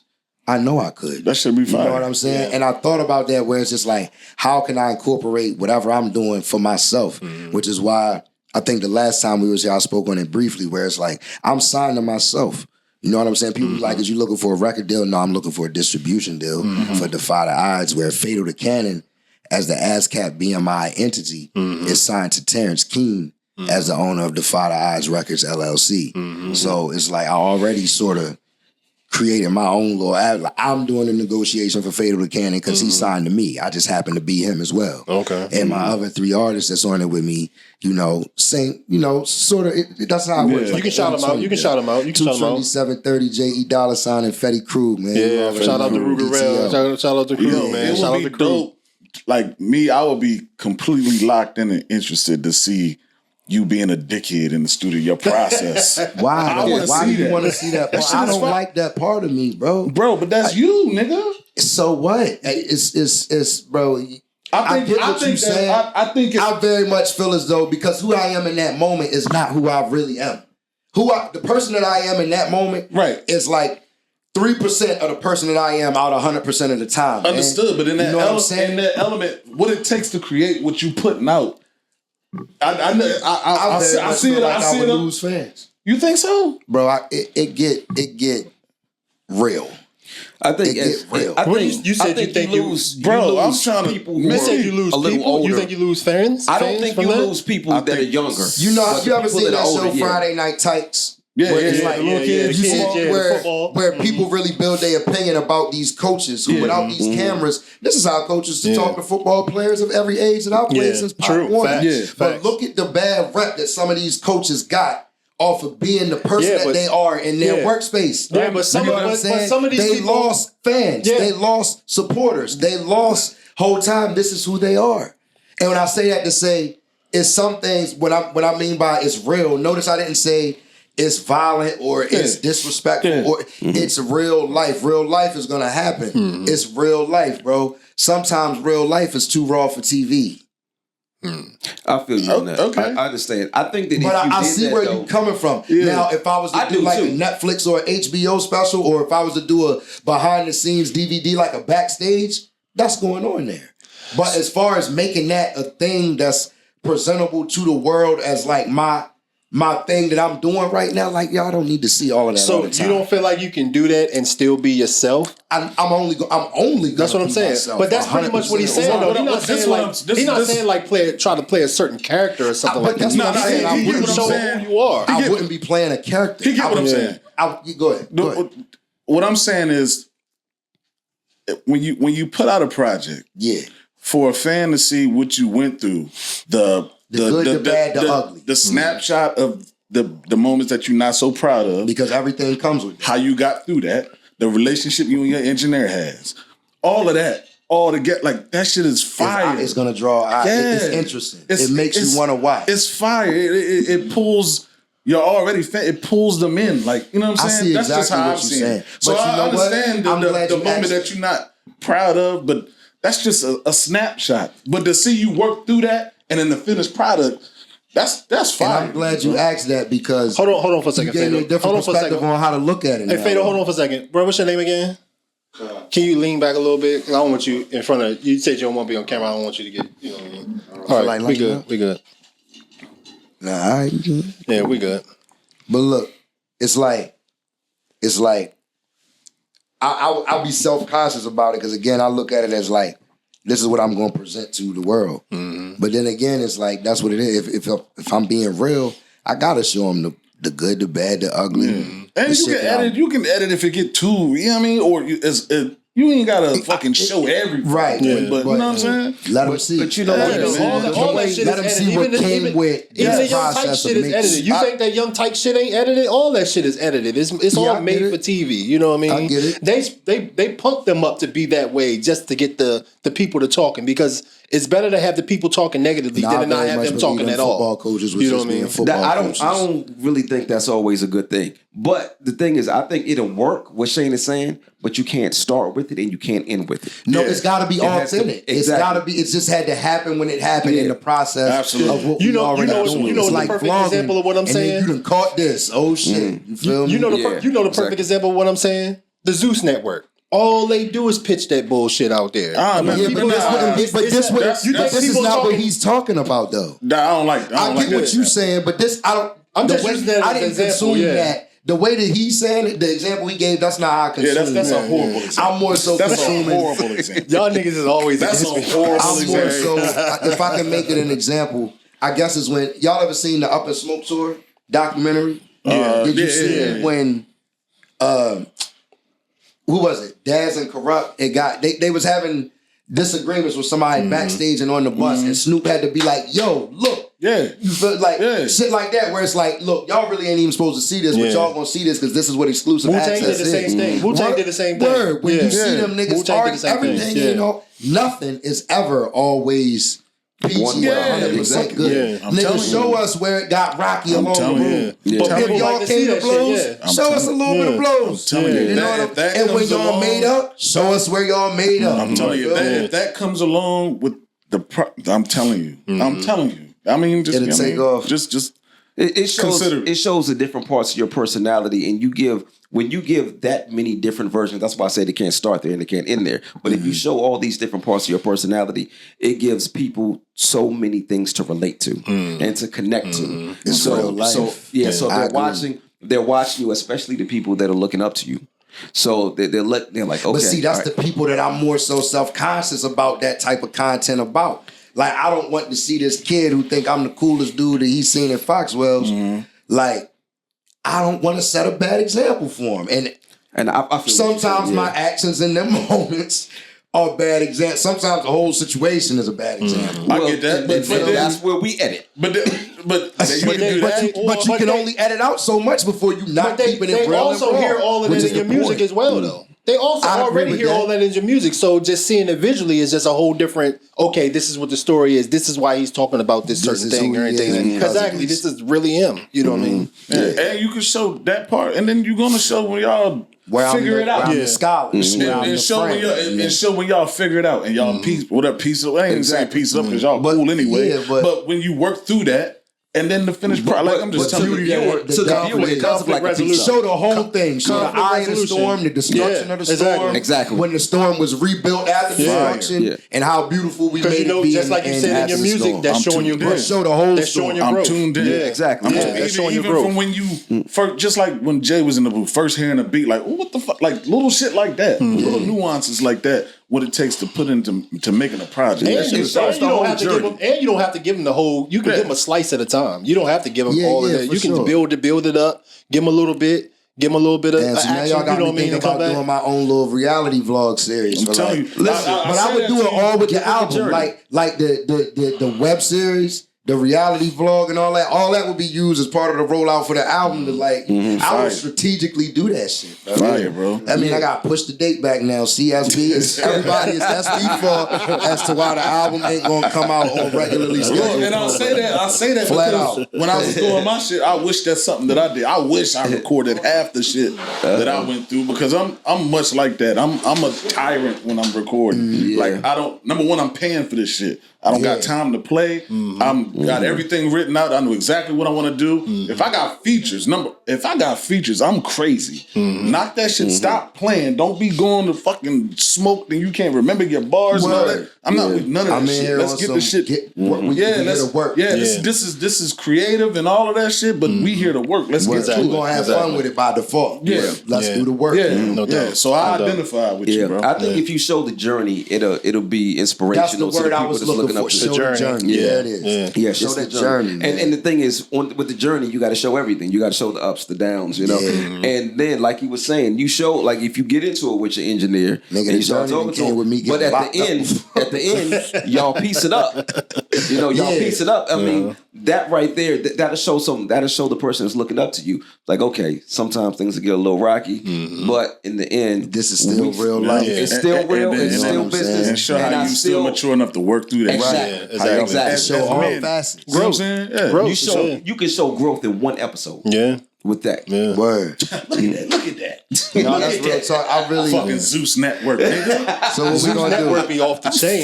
You watch that Network be off the chain right here for the podcast, I don't watch that for shit. the I just world see the and all skits that, every right? now and then. Chris, you shooting the vlog series? Nah, you don't like the way I shoot. Hold on. Is you shooting the web series or the vlog series? Huh? I shot the vlog. The vlog came out good. The vlog was fire. Hey, Fade. The vlog was fire. Yeah, the vlog was fire. We got you. You shooting the vlog series or the web series? Yeah, we got you. Vlog or the web? I got you. I shoot it all. I'll shoot it all. I'll shoot it all, yeah. I'll shoot it all. But I don't see the album coming out without those two things happening now, because now I done thought about it and now I done realized. See what you the fuck you done did, Shane? You done fucked it all up for everybody. Was looking for it. I love brainstorming and thinking of different ways that I like that shit. And matter of fact, I'm not putting none of this shit in here because niggas might try to steal an idea and do jump out there and take that shit first. Hey, no, they ain't gonna do it better. There it is. Facts, let them try. They can come closer than close. Facts. So, all right, I did a question for you. I did that sample before. Did you? No, I'm thinking. Yeah. I got a question for you. It was it's similar. I wanted to name the last pod that because that was like the theme for the last pod for real. That was like the theme for the last pod. It's similar to what Shane was asking earlier when I said keep taking my damn questions, right? My bad, bro. But nah, you good. So, but I still want to ask the question this way because you may end up answering it in a different way, right? You were very creative. Extremely like to say creative. so. I can tell, like, just from the music and from just the way that you talk and just some of the ideas that you're throwing out there, you're very creative. Where else do you want your creativity to take you outside of rap? Outside of rap, where do I want my creativity to take me? I don't know, man, but I'll tell you what that question sparked me to say and what the thoughts that it brought to my mind. I'm a big fan of like art, but urban art, not like masterpieces and stuff like that. Hey, tell him. Hey, It's getting picked up in the it might get picked up in the mic. It might not, but these kill background noise, so you ain't got to worry about it. But I say that to say, I remember I went to the hip hop museum one day, just by myself in DC. Just got bored one day and had nothing to do. It's like, yo, let's go to the hip hop museum. I say all that to basically say, my creativity, I would honestly like to find a building or something. You know what I'm saying? Like a venue. And open up my own art museum, but only street art, like pictures of the dopest graffiti that I've seen city for city that I've been in, or maybe even bring them in to actually do an original piece, or you know, I want it to be all somehow, some way. It's still going to be hip hop feelish, right? But outside of just being an artist, fire, like I like that. That's audio fire. artist, I can't draw and do it. I can, but not like how they can. I always, as a kid, the thing about it's like everything about my life drew me to hip hop, bro. I used to love the sound and the smell of the food from the block party. I used to like to watch the DJs dance. I used to like to see the homeboy or the homegirl come down the block in the newest sneakers or whatever the case. I used to like the newest hairstyles. I say all that to basically say, nigga, when I would ride through Philly or ride through Baltimore or ride through DC as a child, and I would see all of that graffiti murals on the side of buildings and on billboards or in the subways. Even wondering how they, like, how the fuck they get down there and do that. It intrigued me. It always intrigued. So I don't care what city I go to, if they got like a graffiti alley or graffiti road or just a section of the city that's the hood and the slums, I want to ride through there, not on no ignorant shit, because I know I'm going to see something somebody did on the side of some project building or something that's going to spark something in me that's going to inspire a nigga, a song, an album, a video concept or something. It's like, it's just all around me. But I know very much outside of just being a rapper and loving the sound of hip hop and the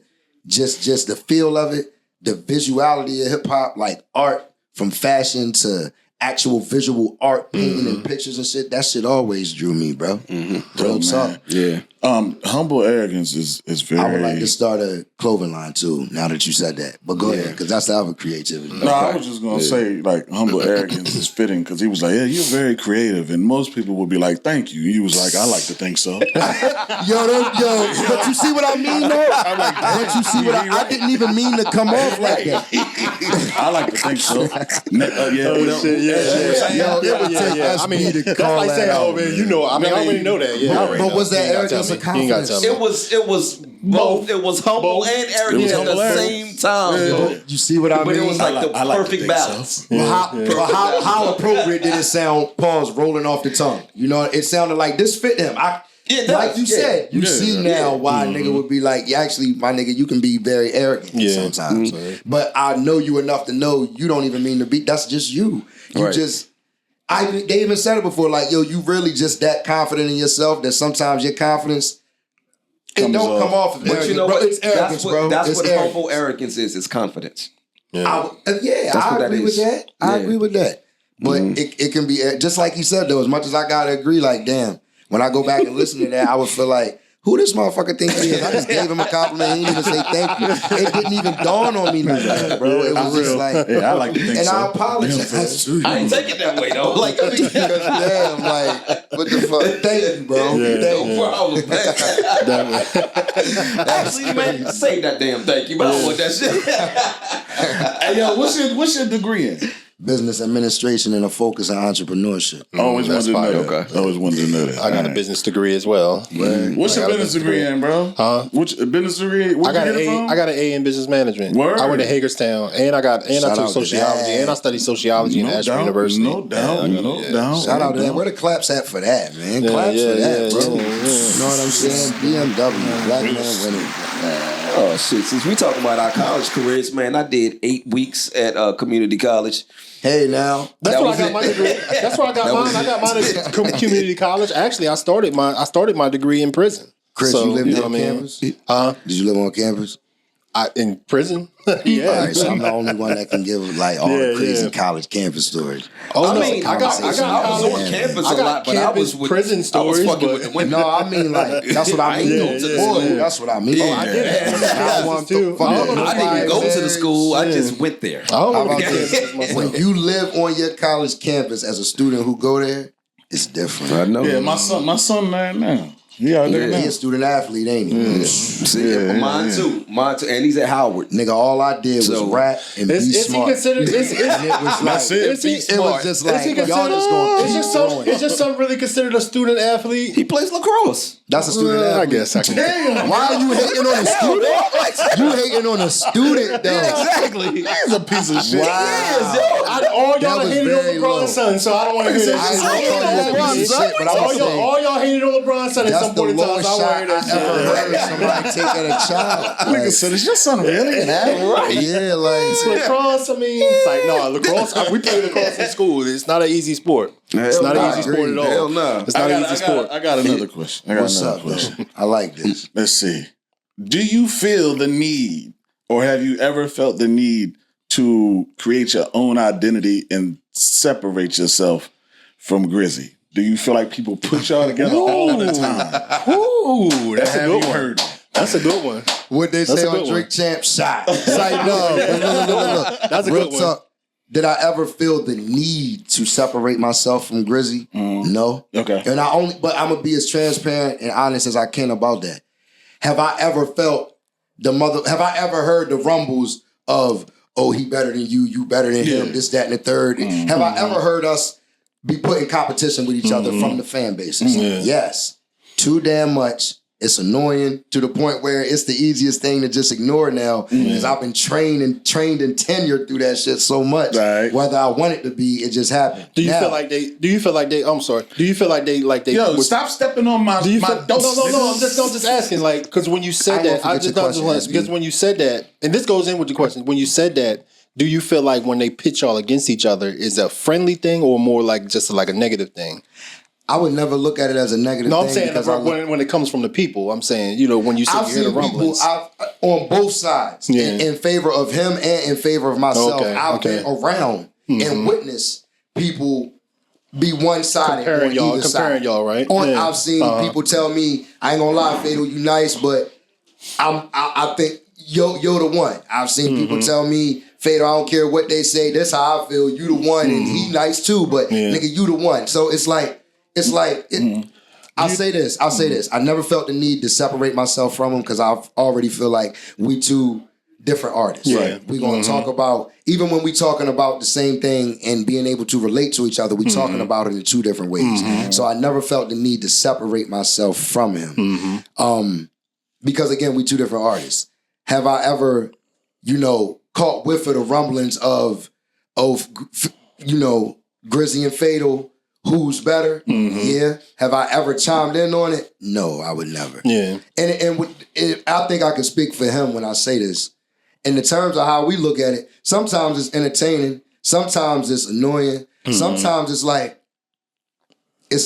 bet. Now I still know the only nigga from around here that can even be mentioned in the same sentence as me is, there it is. So sometimes it be solidified. Because I would never look at it as like, and we all do that in our minds. Like I would never see, glad even you when y'all was asked here that, together, SB. even when y'all was here together, I never looked at it like, I never looked at y'all too like, oh yeah, I fucks with Fatal more than I fuck with Bucks. You know what I mean? Because it's shit that Bucks got that it's songs that he got that I fucks with. It's songs that you got that I fuck with. So whenever you compare it, like I don't look at it as a comparison, or if I do, I look at it as a friendly comparison. Like y'all running neck and neck as opposed to y'all running against each other. And another reason why it never offended me when people would do that is because for the hip hop that I know, this is a sport. This is a competitive sport. Exactly. You're supposed to have your favorite team. Exactly. He's supposed to have his favorite team. If the two teams go against each other, you're supposed to feel like your team gonna win. You know what I'm saying? It's all, as artists, we are the sports teams. You feel me? So it just, like I said, it was more so, it more to me, it more so be solidification that, yeah, we still the top tier. We still what they gotta compare it something to. Yeah. You know what I'm saying? Exactly. Exactly. Real talk. So what about you ever had any we just had damn, who was our man that we just had on there? Monty. Yeah. Oh, my man, Monty. How we get born. Yeah, my man. Yeah. We were talking about rap beefs. Yo, tell him, hold on, tell him. Yeah, he is loud. Hey, yo, Clark, you gotta move away from the door, bro. We can hear you, bro. I'm on the phone, bro. My fault, y'all. I told you that girl on your ass, boy. Okay. Oh, all right. I already said I thought she did. Where you at? You told me you was gonna be at the bowling alley and shit. But where was we at? What was the question though? So, any rap beef? Yeah, you ever had any rap beef? Have I ever had a rap beef? Yeah. I like y'all questions. I'm coming back to this podcast. I swear to God. But look, man. Yes. I've had a rap beef before. I've had one in Philadelphia, and I've had one, I'll say, more local. But to me, the rap beefs that I've been in was never like a real rap beef. And I don't mean real rap beef because it didn't get violent or something. That's actually a good thing. It was never a real rap beef because I always had to find out I was even Bring your mic in some. I always had to find out I was even in beef with a nigga. And then by the time I found out the reason that the nigga even wanted to beef with me, it's like, it's just not substantial. I've never had a rap beef that actually was substantial. Oh, okay. In my opinion. They wasn't ready for you. They wasn't shit. They wasn't shit. Even that. It's not they even wasn't that. shit. Nah, it's not even. Listen, it's not. I already told you this is a competitive sport. I told you I don't like to show everybody every side. You can say they couldn't fuck with me for real. I didn't see it as a beef. They couldn't fuck with me. The point is, it never got to whack. They had some cool you know what? That's a lie. You said it never got to whack. Y'all never. It never got to whack. It was more so street shit. And I happened to rap, and that person happened to rap. Okay. You know what I'm saying? Right. But I see what you're saying. The point is, I'll say this. It's a freestyle that I did, and I never put it out. It's a freestyle that I did on each situation, the Philadelphia situation and the local situation that I never put out. Where can we find it at? You can't find it. All right. Where can we find it? It's in the chambers. It's in the chambers. Just in case if something happened and we got to revisit this ever again in life between me and you, it's up. No, okay. But the point is, man, listen, I'm ready for war. I hear that. I can tell. Listen, hold up. Real rap, like I'm too conditioned and trained for. I know everything that come with the rap. I was just telling him earlier. I was telling bro earlier. You know the moment when I realized I really want to be a rapper. Like I know this what I want to do. It's when my life was on the line because of it. I was in a rap battle as a teenager before. Just to make a long story short, at the end of the battle, the situation came to violence, and violence came to gunshots. Gunshots came to my cousin getting shot in the back. Oh, man. More of my family getting shot in the foot, me getting bullet grazed in the leg. And after all that, and mind you, I was like 17. You know what I'm saying? After all that, the very next day, I looked myself in the mirror and was, because all this came off of me battle rapping. Like that's what the whole situation transpired from. I looked myself in the mirror and was like, bro, do you really want to keep doing this shit? My answer was yes. Yeah. That's when I knew, like, if my life can be on the line and people I love that I hope would never nothing bad happen to can get shot, be hospitalized, I can get a bullet grazed, and I can still find it in myself to say, oh, no, I still want to rap. That's when I knew, oh, yeah, this That's for you. It's for me. It's for you. It's for me. Yeah. And I say all that to basically say, I know what come with rap beef, real rap beef. I'm war ready. So I was talking about rap beef. I wasn't talking about beef. But But rap beef very much turns into exactly. You know what I'm saying? After explaining, I see. I'm war I see ready, what you mean. bro. Yeah. Like, Yeah. why y'all do that, bro? Why did you, like, Look, just I be trying to feel stir me? the pot, you know, but they did it this time. I like that. No, though. they did I it this like time. that. That was though. all I ain't stirring the pot. Look, the last two pods we've been talking about rap beef. All The last we two doing pods we've been kind of is talking about rap asking beef and questions. shit. I'll say You know what I this. If I ever get in a rap beef and it come to wax or, God forbid, real life situations, the most simple answer I can give to anybody, listeners, rappers, peers, I'm war ready. I'm war ready. Which leads me into my next question. At any point, I'll say starting off earlier in your career, not at this point. I don't see it now, but you said you're war ready. Okay, all right. Let me say, early on in your career, have you ever said, all right, there's no problem with these niggas, but I got something for these niggas, just in case. Have I ever started some shit? No, not starting nothing. Just saying like, oh yeah, you may even dap the nigga. Having He's something cool. to Did I have a verse on Having Tuck something for to just just load some magazine. Yes. Niggas in the same realm. Everybody. I had a verse for everybody. Yeah, see? Yeah, I would know he have do. battled you in the yard. As soon as you said that, I'd have been ready for you. What you mean? As soon as you said that, What I'd you have been would've ready said? for you. But look, this the thing about it. I said it was never on I no said He would have cooked you. the mathematics. But you no, gotta when I- understand. When I was battling, couldn't nobody fuck with me like that. this For real. relates back You to was a me. mathematic, craftmatic. And you Yeah, lost to I'm a spherical B2K. purple But shit. notice, You notice said you though. lost to B2K. Notice What though. B2K? Them Because niggas was I want nice. to add to what I was saying. Notice though. You look at it like I look at it like a crazy, yeah. sport. If I'm an athlete, if I'm a point guard out here, I'm not trying to just come out here and be good at handling the ball and passing. Nigga, I'm gonna play defense. I'm gonna score. I'm gonna rebound. I'm gonna box out. I'm gonna orchestrate. I'm gonna be clutch. I'm gonna be the motivator. I'm gonna be the heart. You cannot find a flaw in me as a player. As a rapper, I knew this is a competitive game. Let me go get in the gym with battle rap, making hooks, making songs, doing features, being camera ready. Everything about hip hop I studied and practiced. Smart. I still do. I don't even think I'm to the level that I need to be right now with certain shit. And that's me being transparent with y'all and just down the earth. That's crazy. and If you human. can go to another level, feel that's me? crazy. If you can go to another though. level, yeah. Bro, I got like 8-9 more levels left. I ain't even touched $100,000 yet. You don't think I got like 8-9 more levels left? That's crazy. I don't think. I think you should never get to a point where you like I'm master. Yo, I had my mixed martial arts trainer said he had reached the level of master, but he said he does not like being called a master because that means there's nothing else left to learn. I got you. I can see that. I understand that. So it's good to always have another level. Yeah, that's smart though. Like But I said that to say I didn't necessarily have a verse for niggas and walk around feeling like man, this nigga better. It wasn't that. I want a nigga to step It was never that. I was never wishing a nigga would. It was more so if a nigga do, he ready. better be ready. he better be ready. Whether he know or not, I'm ready. I don't wish a nigga, put it like this. I don't wish a nigga would, but I know a nigga will. So I'm gonna be prepared for when a nigga will. Right. He better be prepared for me being prepared. That's the question I used to ask myself. If he was to set it off with me, is he ready for what I'm going to do? I like shit like this. Me too. I used to think about my That's what I was going to say. I ain't gonna lie. I want to see you in a rap battle for real.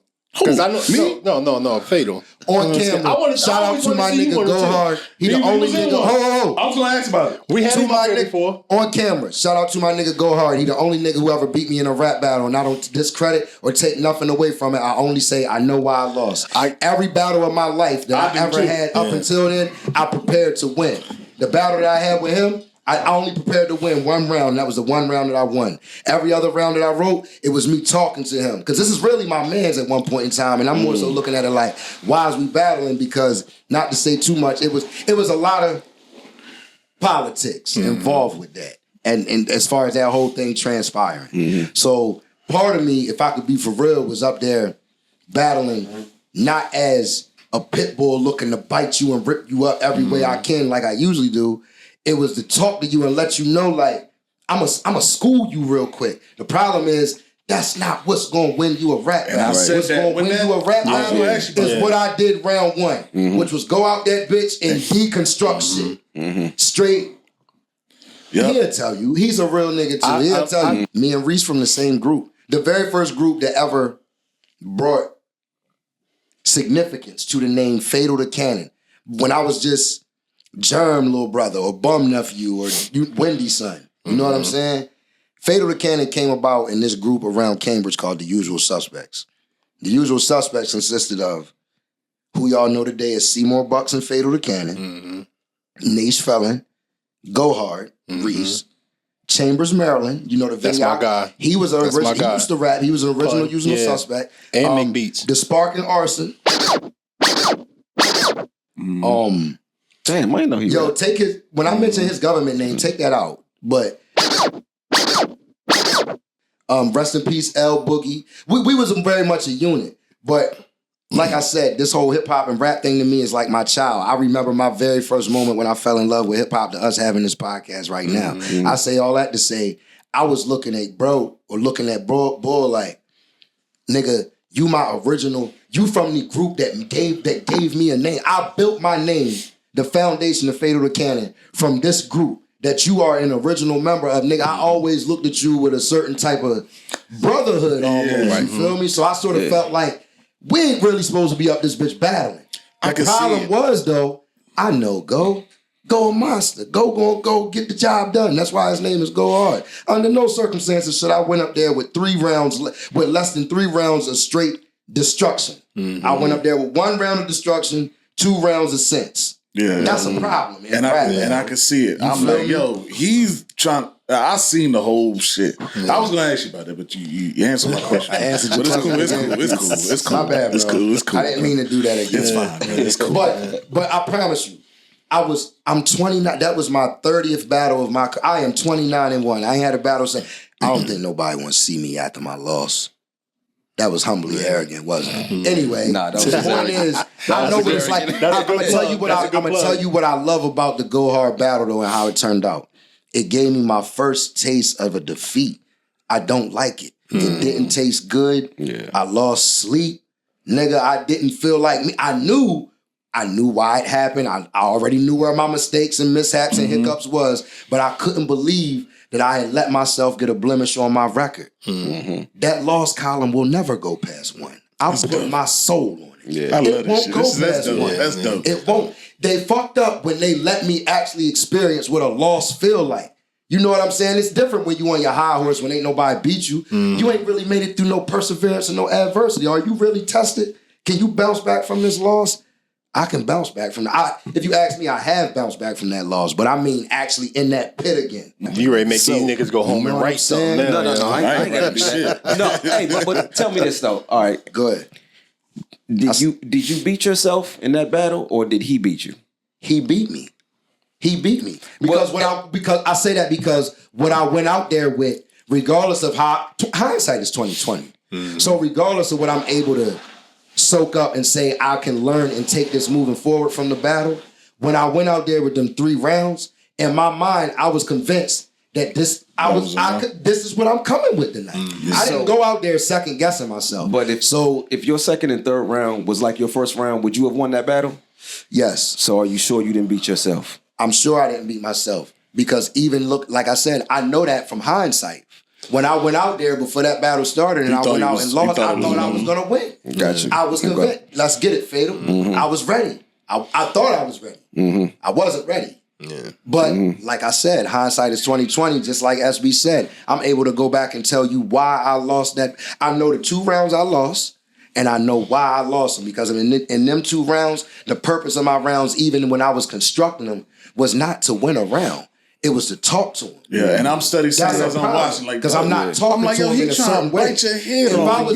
If I was talking to him, if I was talking to him in a way where I was still biting him, then that could have been seen as a tactic. But that's a problem. I wasn't. I was literally talking to him once. I was telling him why why we shouldn't even be on this stage battling, basically. Yeah, and in the battle, you don't want to hear that shit. You don't. Nah, You don't. Got you. You don't. Yeah. But at that point in time, you feel me? As I was constructing them rounds, you gotta understand, like I said, in my mind, I'm looking at him like, we really shouldn't even fucking be up here battling. And that's more so the angle that I was taking in them rounds, you feel me? So I was still saying my little shit or whatever the case may be, but it was nothing. The first round was out of control. But then you started having a conversation with him that nobody needed to be in the room for, just the two of y'all. And to that's a why certain you lose degree. that. Right. And it wasn't landing in that battle rap atmosphere. It wasn't entertaining. It wasn't a plane that was It wasn't landing. entertaining to the people that were watching. Exactly. They wouldn't try to hear that shit. That's why I say And to nobody my needed core to be there fans- for that second and third And to my verse. core fans, you know what they told me? They was only upset at me because that was the first time that I came out and I wasn't the fatal to cannon that they expected in a battle. One of y'all niggas say his name in a rap. Don't get too disrespectful, you know what I mean? But say his name in a rap so he can chew y'all head off. I want to see it. Nah, y'all, real shit, don't do that because Friendly on some real competition. shit, I'm a more well-rounded Friendly artist. And just I've grew from just a battle rapper. And like, if I could be for real, to be a good battle rapper, man, you got to talk ignorance. You got to you got to with maturity. Yeah. You know what I'm saying? It's always something that I know how to do and that I will do, but it's not something that I more so will focus on or will want to be the forefront of when people hear Fatal to Cannon. I don't want them to think But battle you understand where it could turn into. What you mean? Like if it gets personal. I'm war ready. Well, no, I mean outside of music. I'm war ready. Yeah, but you don't want that. No, I don't want that. And that's what I'm saying. Yeah, I'm That's what aware of that, saying. and I would avoid It's like- that before I would instigate it. Yeah. But as a rapper with a battle rap foundation, You're always ready for that. Yeah. I'm war ready. Yeah. I done already been shot at my battle rap. You know what I'm saying? What else is it to not be ready? I'm war ready now. All right, I tell you what. I want to switch gears a little bit. Let's switch gears. Are you in a relationship? Nah. Let's talk. Let's talk groupies. Like he was going to admit that on camera. Come on, don't do that. Whoa. Before we go any further, Like he was gonna admit if that I on was in a camera, relationship, respectfully, for the man that I am, and like I told you, I was raised by women. I understand women a little bit differently. I would definitely acknowledge my lady if I was in a relationship. Last time you was here, you said you was in a situation. I said I was in a situation. Last time he was here, he said he was in a situation. Yeah, last time he said in a situation. I'm not no more. Okay, I'm all right. You feel me? So- I'm penny candy, baby. That's single. Single rap, battle rap ladies. He's available to This battle. nigga crazy. In the bedroom, on the mic, whatever. So what? He takes it to a level. A level that just be like, how you even get there, bro? Like, real man. How did you elevate there? Hey man, that's how cameramen are, man. They always looking for some shit to shoot. That's a fact. That's a fact. I was getting ready to pause that, but I'll let it go. That is a pause. Yeah, pause Here we that. go, God man. damn. Pause. Yeah, Jesus Christ, man. Jesus Christ. Anyway, where you was ready to go? You had something you was talking What the groupies like? What do you mean with what are they like? You know what I mean. Like do you have groupies? I feel like that's disrespectful to call them groupies. Okay, man. my bad. All right, put it like this. Fans, Hold on. fans, Because I'm gonna separate a They fan. are I'm gonna fans. separate a woman that I might be talking to, which which whatever. I'm gonna separate that person from a fan from a groupie. Okay. So I'm gonna say the groupies is they're not necessarily few and far between, but they're not necessarily common yet. Okay. On some real shit. That's as honest as I could be about that. It's not to a point where everywhere I go, I know for a fact X amount of shorties is about to do whatever to be around me. Whatever I say. It's not to that point. But it's also not to a point where I haven't realized, oh, this ball in my court. You know what I'm saying? Now, the real reason I'm asking that is because does that make it hard for you to want to be in a relationship? Nah, but I'll say this. I strongly believe as people, not men and women or whatever, or to try to separate the two, as people, as human beings, I feel like all of us go through a stage in life where we just have fun. Now, have fun, maybe do drugs, maybe have sex, maybe rob niggas, maybe Say whatever. no to drugs. Say no to drugs. What I'm saying? Say no where to drugs. we doing something where we know we could be doing better. But I say this, I say all that to say this. As a nigga who been rapping for as long as I have, who's been as many places as I've been with rap, who also been to college, I'll just say, I've I've done He's so had much, his but fair share of 100%. bitches. I've done so He's much. had his fair share of bitches. That's what he's saying. I've done so much, but 100% satisfied that little phase, whatever. I fucked a lot of bitches. Read into it. That's what he's saying. I fucked a lot of bitches. That's what Chris said, y'all. In my journey. What Fader was a lot of is, them. while I always can appreciate a beautiful woman or attention from women, you know what I'm saying?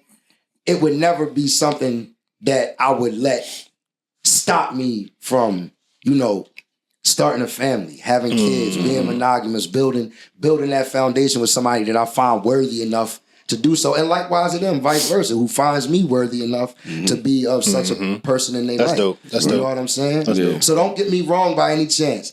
I ain't motherfucking Usher and I got all the shorties. But the pool ain't dry. I got a lot of bitches. The pool ain't dry. Read between the lines. You know what I'm He's saying? a metaphor king. I got a lot of bitches. That's what he's saying. That's not what I'm saying.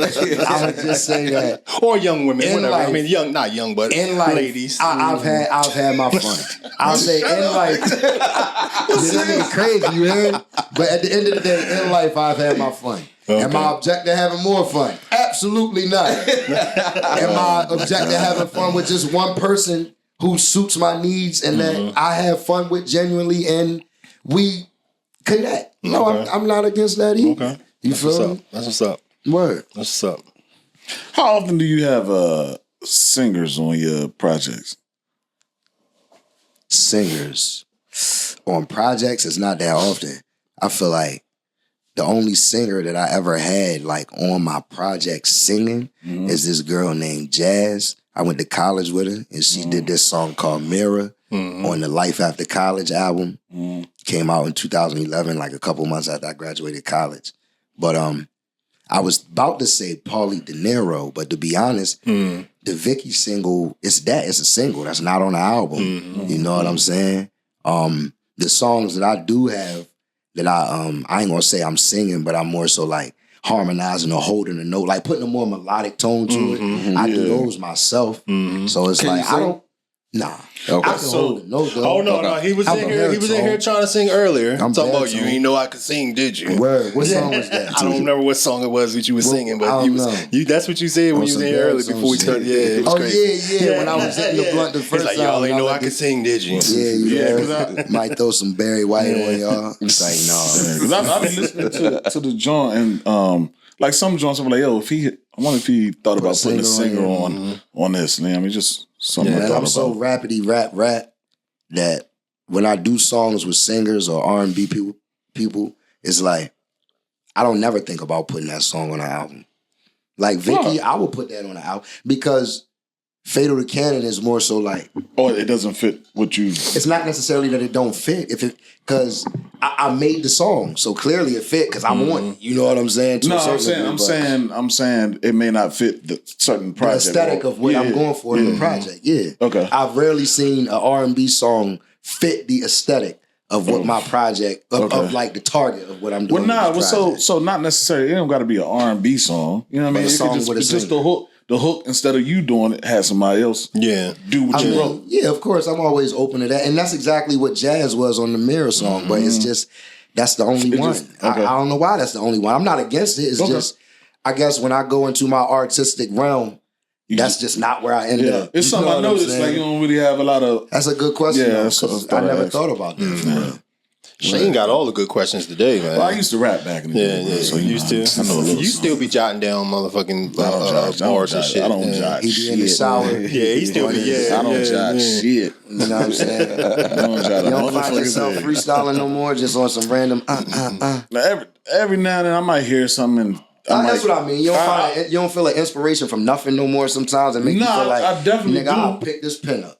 I definitely You know do, what I'm and then I'll saying? be like, man, fuck that shit. We're supposed to do something though. But why? We're supposed to be do like, something. fuck that shit. You don't love it no more? Nah, I definitely still love it. I guess the last project that I put out, I went through a lot. By the way. McDaniel. Talking about McDaniel. Yeah. McDaniel was the last one, right? Yeah. I had gone through a lot, and I put everything into that. So It was. I said that was like that just felt like my going away present. Not even going away. It was I worked through a lot of shit. before I put that out. And then that was like the finishing touch. And I felt like I ain't really got nothing else to say right now. I feel you. Okay. You know what I'm saying? So He I said just kind of... he'll come out of retirement for the right I just person. walked off. You know. But yeah, like if someone, you know what I mean, leads me on something. You said, speaking of which, hold on. We said we was going to do something. You said you doing. We said we was going to do something. Everybody I already said we said we was going to do something. We talked about it. We have a guest here. I gotta ask the guest the question. Okay, all right. Now, speaking of which, now that I am fully retired, kick back. Why did you never? Why have you never? Yo, I'm saying, here's the beat, this the concept. Come through. Why have you never? And we talked about this on live before. I still have it saved, just in case you try to lie about it. Why would I ever try to lie? I was just throwing that out there. What I look like not standing on what happened or what I did. I'm sorry. It's humble arrogance. What I'm saying is wild.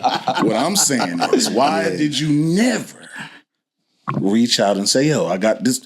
Let's proceed. SB, the answer to that question is so many things, and the best way that I can answer that is, it's never that I didn't want to work with you or never thought about you. When I be locked into project mode, I don't really go in to make singles. If I made a single, it's because I'm a feature on somebody's shit. If I made a single, that single is very much intended to be on my project that I'm putting together. Now, I say all that to say this. When I'm making a project, a lot of it is isolated. Me isolated away from people. You know what I'm saying? I don't really have that many features on my projects and shit. The only person that literally, if I can just be honest, that comes to mind, if I know I'm doing a project that I'll just be like, oh yeah, I know I'm going to put him on, is Seymour Bucks. And that may be biased or whatever the case may be. But outside of that, it's like when I be locked into album mode, I be so locked into it that by the time I finish it and realize, damn, I don't got no features, I actually go back and do features with niggas, like the songs that I got with my nigga Kite Status. And the tape, well, I did a whole tape with Bang, and it's crazy how that happened. Shout out my nigga OG Bang. Cooters. Yeah, Cooter Bang. Cooter Bang. Yeah, but Topside OG. But the point is, SB, man, I would never try to give you a beat around the bush answer. I don't have an answer as to why it never happened. I'll just always say, in the times that I thought about doing something with you, in that moment, I know I felt like doing it, but by the time I got to a booth with a beat, my mind was. I don't know where my mind was. You know what I'm saying? And we've never been in the booth with it. Like a lot of these people that I've done songs with, even down to the young niggas nowadays, like Cut, X, people like that. That happens because he was coming in the booth when I was leaving out the booth and doing my session, because we both recorded Air for it. And on the way out, he was like, damn, Fatal, you about to leave? Yeah, bro. Man, you ain't trying real quick. You ain't got nothing for this. And by the time he played the song, it's like, damn, I do got something for that. Fuck it, what's 30 more minutes? And before you know it, I done a feature with the nigga. Like, it's like sporadic shit that just happened because of life. I get it. The only time I can honestly say I've sat back and sent the nigga some shit, or a nigga done sent me to some shit, and we done collectively worked on it like over FaceTime or with each other, is Grizzly, bro. And OG Bang when we did that tape together. But like I said, that happened because he was going in the booth when I was coming out. You feel me? And it's so crazy, the beat he was about to touch, I had just touched. So we ended up making it a freestyle, that Keisha joint that's on the Top Capers joint. And from there, we just started, you know what I'm saying, linking up, smoking with each other, clicking, linking. Every time I feel like going to the booth, he feel like going. We in that bitch creating by accident almost. By the time we figured it out, damn, we got 5 songs. Fuck it, what's 5 more to make a quick tape real quick? Because we done did this in 3 days. Well, that's dope. So that's the answer, because I get asked that. I get asked why we ain't did nothing. I've been asked that before. I get asked, you know what I mean, why I don't do stuff for people from the crib. For the record, I've been asked why me and you don't have nothing. I've been asked why me and Grizzly don't have more shit. I've been asked why me and C-Mac ain't got nothing. I've been asked why me and Slimy Tanner ain't got nothing. If I can keep it real, bro, I done been asked why me and Nye, but to take it outside of Cambridge niggas, I done been asked why me and Weaver's Lie ain't got nothing. It's just like so many people where it's just like, that's doing, I won't say doing enough, but have done enough and is still doing very much enough to have a name for themselves. Yeah. Where I done just heard their name enough being brought to me, like, why you ain't got nothing with my mans, or you should link up with that, or yo, you ever heard of such and such? Where it's like, yeah, I have. I don't know why we ain't got nothing together. You know what I'm saying? Yeah, before I exited, I always wanted to make sure I did something with people I was a fan of. You know what I mean? So that's why I think C-Mac was the last feature that I got. I definitely wanted to get something done with him. But when I listened to McDaniel all the way through, I wasn't mad at you at all, but I kind of felt like I cheated myself. Like, nigga, how you didn't find a way on this tape? Especially when you started like talking around and like entertaining the energy of this my last one. That's when I really would look at him and look at the feature lineup on and be like, nigga, how's you not on that, dog? I ain't gonna lie. I felt like I slipped for real. I ain't gonna Real lie. shit. I hate hearing you niggas talk about music and I ain't got none that I can talk about. nigga, I'm getting ready to start spitting another freestyle on this motherfucker. We don't hate it. We don't want to hear that. We are just fine. Whatever. Yeah. I'm just fucking with you. Yo, I want to ask you if you've been trained in one of 3 areas. Media training. I haven't. Psychology. Go ahead. Or public speaking. No, and no. But it's something that I want to say about each of them things you named. So number 1, media. I literally been on, where was I at? It was a radio interview one time. And they was asking me, like, I'll say provocative questions. Questions where my answer to this could be, it could make me or break me for real, depending on what audience hear this. And I would always like beat around it in that question. But I say that to say one of the people even asked me or even made a comment was like, I see you've been media trained. And at that point in time, I was so young in my career, I'm thinking, I was just like, I laughed it off. But in my mind, I'm thinking, what the fuck is that? You know what I'm saying? Like, I didn't know that was a thing. I later on found out, like, no, this is really PR like people are real. You need PR people around you. Basketball camp for rappers. Like, nigga, you need to be media trained. So I'll say no, but I've heard that comment before. As far as psychology, no, I haven't been trained in psychology, but I feel like I've just been through enough life circumstantial. I've been through enough circumstantial shit in life, from having to grow up in the hood without a father to dealing with my own trauma and shit to lashing out to having an attitude problem in some cases with like younger days and shit like that, to where I know at some point I understood the psychology of myself. People always be like, why the fuck you be talking to yourself? And I don't really be talking to myself, but I always be like, man, I remember I had to ask myself one time where I'm being dead up like, nigga, I sat in front of a mirror one time and had to look at myself in the face and come to terms with shit with myself to really find the answers for me. And I know for a fact at some point I started to understand my own psychology. You know what I'm saying? And what was the other one you said? Public speaking. Public speaking, no. I just always been the kid that was willing to do it. Like if it came down to like presenting my project to the class or getting on the stage and rapping or being in the play, I was always comfortable. My mom always be like, I never had that nerve. Like when I first started rapping, like out of town and getting booked for shows out of state and shit, when I would come back and I would be like counting my little bit of show money or whatever, like my mom would always like congratulate me because she see I'm doing something that I love that's productive. But she would always ask me like, how many people you was in front of tonight? I was like, it was probably like 700, 800. She'd be like, how the fuck do you go get in front of these people that you've never seen and comfortably rap? And I'm like, Ma, the best way I could put it is, A, I'm doing something I love. B, I've been asked before, like on stage, like, yo, why do you always close your eyes? And it's like, I don't even realize when I'm doing it.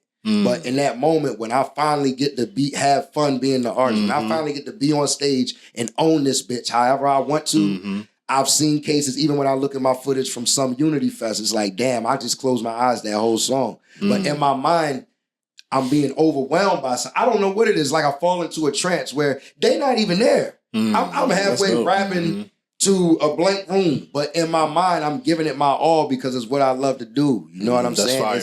I'm just pouring out my passion to you. And by the time I open my eyes back up, that's when I realize, like, shit, nigga, you on stage. Move around to the other side. I was still in one spot the whole time. Like, nigga, go engage people. You feel me? Where it's like, I got to get back in it. But I've been asked before, like, but in that question, that when they asked me that, they also pointed out, was like, bro, that'd be the dopest parts of your show. Like, when you get to that part of your verse where you stand in one spot, close your eyes, and just give it. Like Paulie De Niro, when we you know what I'm saying, did the Vicky John and we were performing, I would always tell him, like, we used to have to book like sessions, like, what's the studios where you literally book a room and the whole wall of the room is a mirror so you can see like your movements, like a choreography studio. People don't know we had shows lined up and we booked those because it's like, bro, our stage presence is two different things. You all over this bitch. Yeah. I'm in one motherfucking spot giving you my sweat, blood, and tears. And it worked for us how it worked for us. But I say all that to basically say, he even said to me one time, was like, bro, I don't understand how you can stand in one spot and rap to a motherfucker for 10 minutes straight and they tuned in the whole. He was like, nigga, in order for my show to be good, I got to dance, I got to sing, I got to go talk to a bitch, I got to hold her hand, blow a kiss. Like, nigga, you would get there, close your eyes, stand in one spot on the stage and rap. It's like, nigga, that shit is amazing. I'm like, bro, I don't know. I want to ask all three of y'all a question because all three of y'all are performers. And y'all can go one at a time if y'all want, because we can close out a little bit. We over 2 hours now. I bet. How was it your first show? Like your first show or first paid show? Your first performance. I say that to say I think I can speak for them. Your first performance in front of a crowd. Hold on, like how did you pump yourself up for that? Let me add some just so we know how to answer this question respectfully as artists. I think I can speak for all of us when we say that feeling that we had for our first show was a little bit different than that feeling we had for our first page. I'm sure of it. Now, that's what the fuck I've been doing this for. So let's do that then. Your first paid show in front of a large crowd. What's the largest crowd you ever performed in front of? Oh shit, man! I don't know how many people were there. It was at the Bowie Bay Sox Stadium, though. That's dope. Oh, okay, yeah, but give it an estimation in terms of a number, because I know to the number what mine is. Shit, man, I couldn't even give you an estimation. I'm bad with numbers. I just knew it was a lot of people out there. What mood was you in? Like, what did you have nerves? Did nerves set in? Was you excited? Like, was you more excited, more nervous? How did that work? I'm so at home on the stage. For me, the more people, the more comfortable. For your first show? Yeah. For your first show? No, this wasn't my first show. That's what he's saying, though. For your first big show. I'm saying for your first big show. First big show or first show? First big show. Paid big show. Okay, then we're talking about the Bowie Bay Sox thing. Yeah. Yeah, man. It was when I got up on stage and I was able to see the amount of people that were out there. I just was like, it amps you up. It lets you know, like, that's what I've been waiting for. Yeah. Like, but if it's 2 or 3 people, I'll be nervous. I'll say. So I need more. Like, the bigger the crowd, the more comfortable I feel. Okay. SB, you want to go next? No, do you think? I'll say this. For me, my first. I guess this is relevant for my first show and first paid show. But I'll say my first paid show because that was the big one. It was at UMES. It was while I was still a student. I only got paid $150, but nigga, that was the first time I was getting paid to rap. You know what I'm saying? It was at a homecoming. It was about 5,300 in the building that day. You know what I'm saying? And the only reason I was They cheated you too. I'm sorry, I didn't mean to cut you off, but 5,000 people and you only got $150. They cheated you out some money. But you also got to understand, you some money. Nigga, I was a broke sophomore. Yeah. So to me, $150 was, we admitted it. You know what I'm saying? I feel you on that. But this is the point. I was nervous, but I wasn't nervous to rap. I was nervous because in that moment, I realized this the first time where what I've been praying and asking for, nigga, I'm about to go get paid to rap. I more so felt like, make sure you give them a show that's worth them paying to see this shit. You know what I'm saying? Where it's like, it was the first time where I really had to ask myself, all right, nigga, all them days rapping in the mirror in front of yourself and them battles on the corner and them free, is you ready? Now you got to know, nigga, because this ain't, not even to say it like that, but nigga, this ain't bar 23 where at best it's 500-600 people in here or whatever. Nigga, this is 5,300. Yeah. That's a lot. Yeah. And yeah. Hey, hold on, let me make something very clear. I never got paid for a show. You've never been paid for a show? Really? Never been paid for a show. Jesus. Bro, you didn't get no pussy? That's a beautiful feeling. You didn't get no pussy after the show? Come on, nigga. Bro, that's a beautiful feeling. Before, after, shit. One time during. Yeah. It's like the solidification of knowing, like, bro, I could really, like, this could be my livelihood. It's like that extra piece of truth that you need to know that, bro, if I keep working, I could really live off of this. Now, ain't nothing like getting paid for doing something you love. Though, now, you know what I mean? I'm an actor. Yeah. Now, once I got my first paid acting gig, it was, not my everything I did, I got paid for acting because I got, managers. So the everything BET commercial? Was the BET commercial? Nah, that wasn't the commercial. That was the whole show. But that's right. That's right. No, that was the first thing I did was Veep for HBO. Oh, okay. Yeah, that was the first thing I did, man. But when I got paid for that, I was like, man. Yeah, the shit, and it's $100 because I was an extra. I was just an extra. Oh, wow. I would have took that $100. But it wasn't so much. I would have took that $100. It wasn't so much about how much. It was damn. this is what I've been trying to get to. Yeah, it's like that moment of gratification Exactly. where it's like, I done worked for this. Yeah. I know I worked for it, and here it is happening. And I took a picture of that check, and I said, I'm always going to keep this picture. I don't know where the fuck that picture is. But in the moment, I'm like, I'm taking a picture of this check, you know. But What I was mean, your first show like, SB?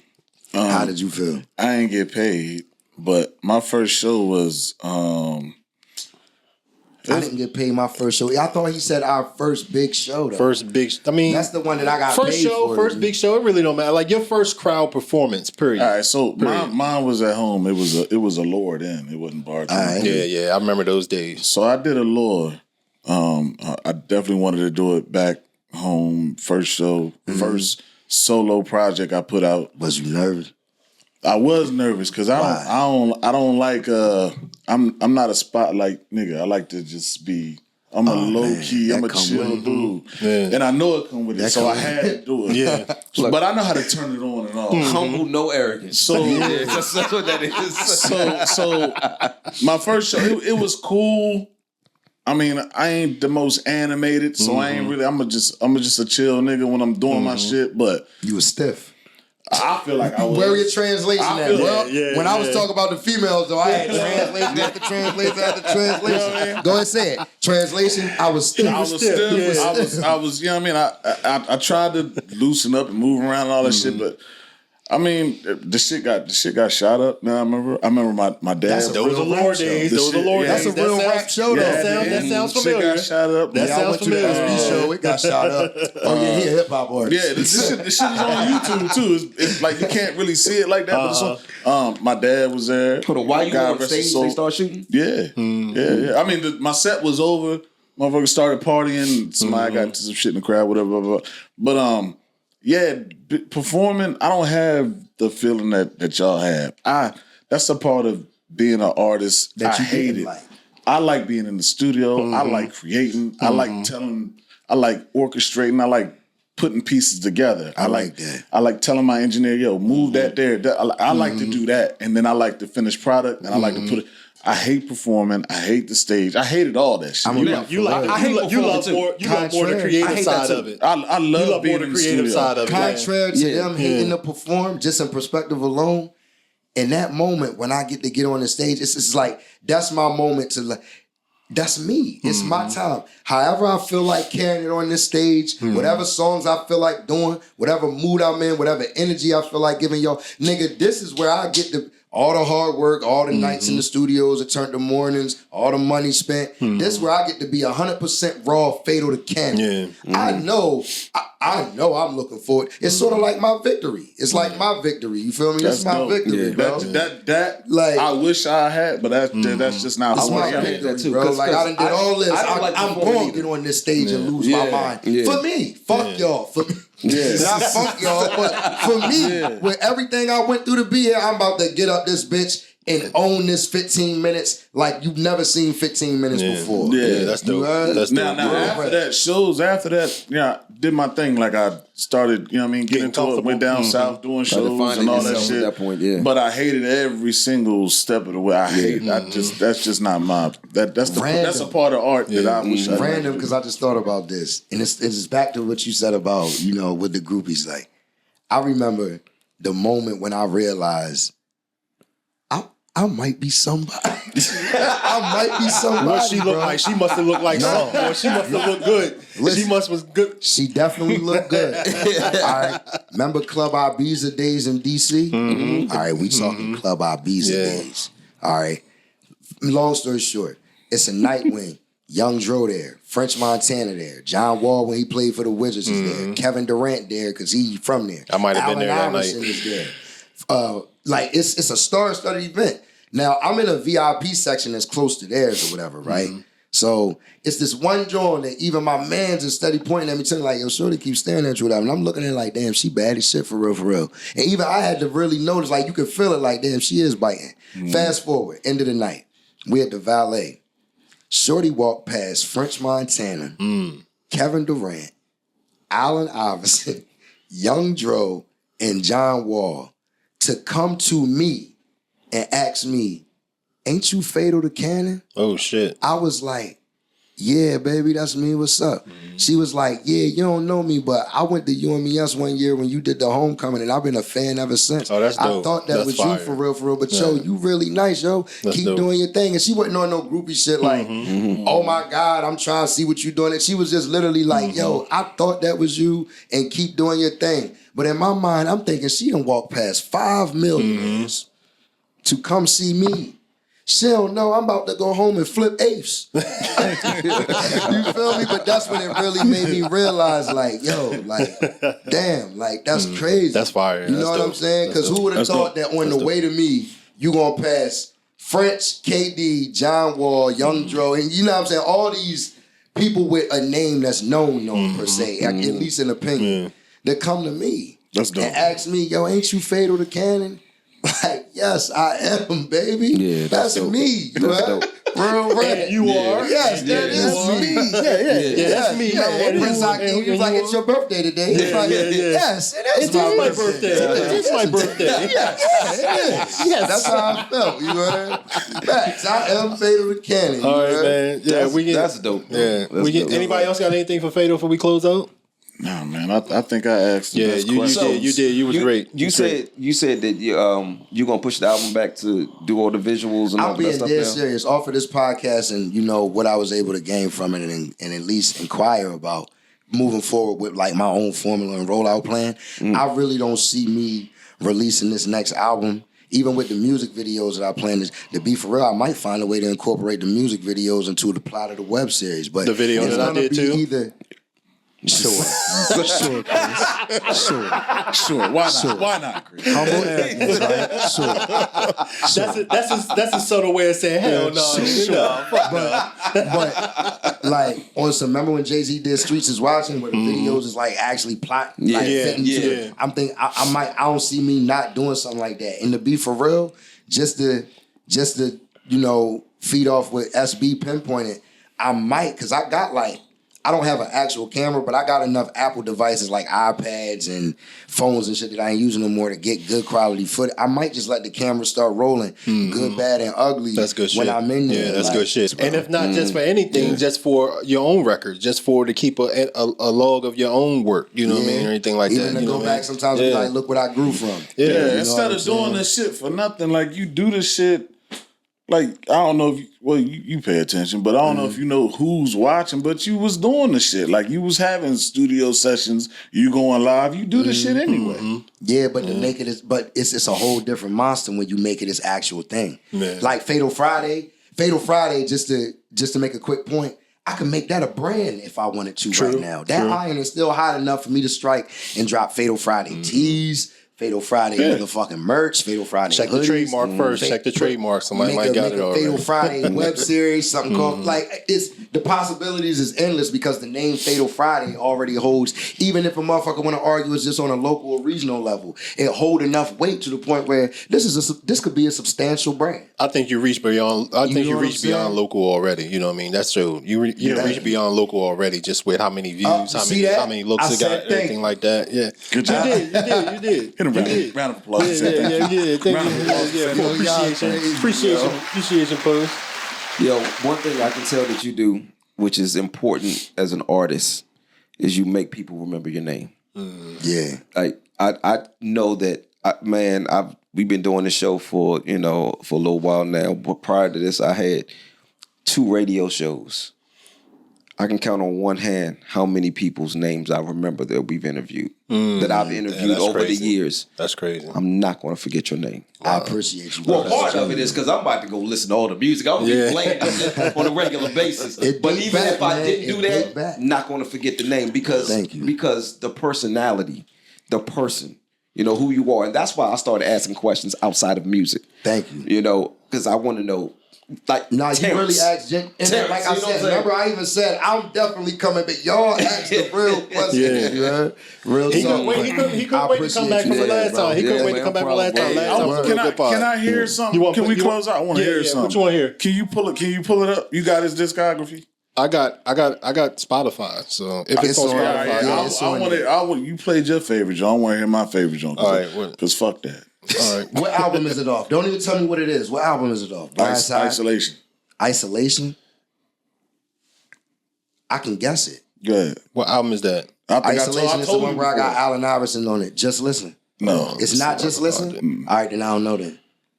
Let me know when It you got can't it be up. on your mind. No, it's not. The name of the album One is Thing Isolation Clear? or the song? One Thing Isolation is the name of It's the the album. name of the album. The name of the album is Isolation? Yeah. You might gotta go to Apple Music or something because that might have been No, it's on before I had my Spotify. I'm it looking is. right at it, yeah. I get ready to say it might have been Because before I had my Spotify clearance. it's on my playlist. No, you on Tidal too? I'm on all platforms. Yes, sir. Okay. Apple All right. Music, Google Matter of Music, fact, let me pull it Tidal, up Oh, I got it right here. You got Spotify, Amazon. The first joint. All right. The 48 Hours. First 48. That's my shit, bro. First 48. That's the intro. That's All my right. favorite Let's see what we shit. got. That shit is Let's so see what we got. hard, bro. Let's see what we That got. shit is I didn't even fucking like hard. First 48 like that when I first Hey, what's we got? video. That shit is hard. I'm gonna Turn that. Let me Here hear we go. this. I'm just trying to get back to my roots, from real life to a track in the booth. I caught feelings for a couple shorties. Rose said they asked for the truth. You looking at them in the flesh, I'm the factual proof. Fuck a drip, I got actual juice, city for city. I don't really need your help, and don't give me your pity. All I see is mad wannabe pox, plenty of biggies. From not smoking and drinking to straight Henny and sticky. What a I can hear SB on this joint too, yeah. I I can hear SB on this joint, yeah. I ain't gonna lie. I can hear you on this joint. Telling Rollo to sleep in peace, keep the peace, but still keep a peace. Duty to feed the street, conscious in a way. Some niggas wanna see me deceased. Best way I could put it, I see the most, but speak the least. They speaking This shit is hard, bro. Crazy part is really they don't know me from a can of paint. You would never see this level, you don't understand this. From the green, got you bugging, niggas smoking brand minutes. I get it, you coming from a place of spite, and they hear about the good in me, just make you hate the sight of a boss on his grind, early morning, late at night. Your opinion is how you feel, that don't mean to make it fight. Take a hike, bitch. The newest product on the price list. Mission to get this chicken, catch me whipping like a fight first. Cuz in the kitchen early like we making grits, blessing up, making hits. First 48 and shit. Empty, my niggas in the kitchen and they shaving bricks. Right back in the state of This shit is hard, bro. I've been in this position for a major grip, stressing up, made a flip. First 48 and shit. So many nigga bitchin' just gon' make me sick. Shut 'em up, make 'em quit. First 48 and shit. So we doing to it. First 48 and shit. You know the business, nigga. First 48 and shit. I call it isolation. First 48 and shit. Shut 'em up, make 'em quit. First 48 and shit. We in the kitchen. That shit hard, we bro. making grits, blessing up, making hits. First 48 and shit. My niggas in the kitchen and they shaving bricks, chopping up, latest strip. First 48 and shit. I forgot some of the words of this song. Position for a major grip, stressing up, made a flip. First 48 and shit. So many nigga bitchin' just gon' make me sick. Shut 'em up, make 'em quit. First 48 and shit. So we doing to it. First 48 and shit. You know the business, nigga. First 48 and shit. I call it isolation. First 48 and shit. Shut 'em up, make 'em quit. First 48 and shit. Y'all can hear SB on that. That shit Yeah, hard, I can definitely hear I SB would on there. smoke. I would have I smoked. can definitely that. hear SB on there. I would have smoked. Oh my god. Yo, you know what? What's up? You a superstar, though. I'm a superstar? Yeah, for real. Thank you, bro. For real. That's Hey, humble. hey, You got That's something for to that, say. man. Clap. You know what, though? Are you clapping for him telling him a superstar or because he said thank you? Because the same thing. What a dickhead. That's wild, yeah. That's wild. Like, when I say that, I'm not talking about just the music. I'm talking about everything. You know, because it takes more than just being gifted at what you do to be a superstar. You know, you have this. Why does it sound so different right now? It's got the echo. I gotta turn it back down. Okay. Thank you, brother. Thank you. But you know, the personality, the confidence, the humble arrogance. You know, like all of the, you know, call it but, humble but, arrogance. yeah, but everything, the complete package. It's says superstar. Like I And you can't got- wait to see where you're going next. And you got that You know. from sitting in front of him, talking to him, seeing who he one is. time? All It's of a- that, Getting right? to know We've been where in his 2 hours. passion comes from. We've been in I'm 2 going hours. somewhere It with took it. Getting to know 30 where his minutes. passion comes It from. took 30 minutes for me to see it. Right. Now just imagine minutes. if you package Respect, that brother. and let your Bro. if you let your fans in to see who you is, bro. That's what I'm saying. Like what he just said, just imagine that captured on film in certain instances, good or bad, whatever. That's what I'm saying. Imagine that being What he just captured saw by me. being in front. What he Sure, just, Chris. Sure. You can be the videographer. but what he just saw sitting here talking to you, bro, that's what I'm saying. Like your folks need to see who you are, man. Exactly. It's more than just the music and just hearing you through speakers, bro. You gotta see everything about the artist, and if you show them that, you'll pull in more people than you ever imagine, man. That's what I'm saying. I believe you, and I appreciate that, and I agree with that though, because even my homeboys, some of my homeboys from the hood would be like, "Man, you the only friend of mine that can make me feel comfortable in a room full of people from the burbs, where I know Fatal is the bridge for both of us, right? He gonna make me understand y'all, and he gonna make y'all feel comfortable around me. You know what I'm saying? So that's dope. But that's one of the best compliments I ever got. I appreciate you, bro. Yeah, no problem, man. And I meant it was genuine. I'll tell you this. Genuine. Because I heard you say you're going to go check out my music and stuff. The first video that I want you to watch. Just downloaded it. Thank you. Go back and check out this video called Robbery. If you search it on YouTube. Oh, that's my shit right there. Fatal, that's my shit. Fatal the Cannon Robbery. But the reason why I tell you to search that is because it's not only theatrical, but that's the one that I wrote from the song to the treatment for the video to the screenplay. I gave the videographer the screenplay, and he literally asked me, he was like, "Yo, who wrote this?" I was like, "I wrote it." He was like, "Bro, you wrote this treatment?" Because I wrote it in the form of Act 1, Scene 1, Act 1, Scene 2, Act 2, Scene 1. You know what I'm saying? Where it's like, I want to make this as general as I possibly can. Yes, that right there. To the point where when you see this as a videographer, all you got to do is go through an ABC checklist. And if you do that right, this bitch going to come out flawless. And it did. But I say check that one, though, because it was fire video. It's one of my best singles to date off any of my albums in terms of streaming numbers and monetization. It's one of my favorite videos. I wrote the video, the screenplay for it, and all that.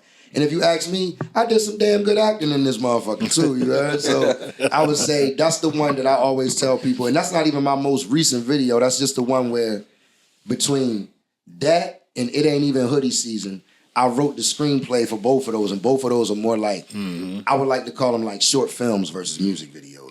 It's parts in those videos where it's not even music playing. It's literally straight. It's like a movie scene. Like it's like you watching a movie. See, that's the type of stuff that I want to shoot, though. That's the type of stuff that I get passionate to shoot. Did you watch that? Yeah. Did you watch I seen all your videos. We can do something like that, though, bro. Yeah. Remember, we were supposed to do that. We were supposed to do that in Philly. Yeah, we were supposed to do something like that in Philly. I still ain't forgot. I still got that. I'm ready. I'm ready whenever you are. That's why I don't know about like he don't want to put the video out. You know what I'm saying? I'm like, why you doing that, bro? Who shot that? Who shot DZTV? DZ the guy, DZ that guy, yeah. DZ that guy. DZ is by far the hardest nigga to get up and down with or in touch with in history at this point. But let me tell you something. I love DZ because I want to say this. People don't know. shooting basketball highlights now. That's all I see him shooting. Hear me out. I always love DZ, and DZ will never know me nothing or owe me nothing because as far as the videos for Practice What You Preach, the one of them freestyles I did in Graffiti Alley, I can't even remember. And like... the Method Man beat, I think. That joint. No, the Diet Coke freestyle. That joint. And like, I can think of 3 to 4 more videos that he shot for me that he didn't charge me not one dime, bro. And it's been times where DZ hit me up and was like, bro, I got this new camera accessory. Let's go shoot something. And I'll be like, bro, all right, but I ain't got... He was like, nigga, I'm going to just do this one for free. I'm trying to get some practice in. But some of them videos turned out to be my best video. Yeah. Like, Keep It Real With You is one of my best songs to date. DZ shot that video for free because he had just got the GH5 camera, so he wanted to try some new shit with the drone. That turned out to be not only a free video for me, but a video to a song that I wasn't even going to shoot to until he hit me up and was like, yo, this would be perfect for something like Keep It Real With You. To the point where DZ was so much hands-on with me at one point in time for free, it was arguable that he was my in-house videographer. You know what I'm saying? That's why I don't really trip so much now that I'm gonna just assume he retired because I'm not the first artist to be like, I can't get in touch with DZ. You feel me? But yeah, bro. See, that's for us that, some of us that do things for the art and it's not just about the fortune and fame and all that kind of shit. It's good if that comes with it, but just doing shit just for the art is a beautiful thing. You know what I mean? I share a story with you. Like, all my videos, 90% of my videos, DZ shot. So when I started, I got a joint called B&E.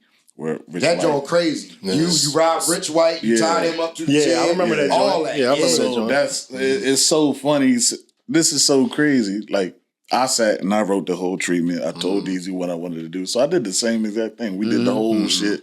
And Deezy shot every last one out. He traveled out. Made sure he ate, and you know what I mean. He didn't really That's want another nothing. thing I loved about But Deezy I was like, too. I'm gonna pay you for your fucking work, bro. Like, I don't know who you've been working with. Yeah, motherfuckers don't really respect. You know what I'm saying? Everybody got to a point where I, even with, because he would still be reluctant to take it, but it got to a point where it's like, bro, it's no way I'm not paying you at least $300. At least $300. Because it's not even that your camera and equipment is good, because it's top of the line. It's the fact that you about to go edit the fuck out of this. And anybody who ever shot with Deezy, I feel like I can speak for all of us when I say, yo, really hands-on. Like, if he look at your treatment and feel like that's good, but he can enhance it, he gonna give you his idea. Like, bro, not even knowing no shit, we gonna do that, but we gonna probably do it this way. And by the time he explained what the fuck he thinking, you like, oh my God, you a fucking genius. You know what I'm saying? Shout out to Deezy. Real shout shit. out to Deezy. Shout out to Deezy, putting a lot of nice art out there, man. Right. Nice art out there. I inspire to be at the level that he was, is at this point now, or even beyond. Well, if you stop fucking rapping, maybe you could just do your job. Y'all crazy, man. I only rap because y'all really wanted to hear me rap. What are you talking about, man? What are you talking about, man? Wrap it up. Who gonna close this out, man? You gonna close this out with a freestyle? If game recognize game, nigga, you should introduce yourself. Use your mind and your grind to produce your wealth. It's like a farmer. I said, game recognize game, nigga. You should introduce yourself. Use your mind and your grind to produce your wealth. It's like a farmer. Unrise game, rising upon your word is born. You're in the corner for mourners, flirting with karma, doing dirt, what you get in return. Let's check. COs and POs for 3-0s and death threats. Petty hustler. Few clientele, no ready customers. It's fetty rustlers in the presence of Desi mufflers. This my real life shit that I know about.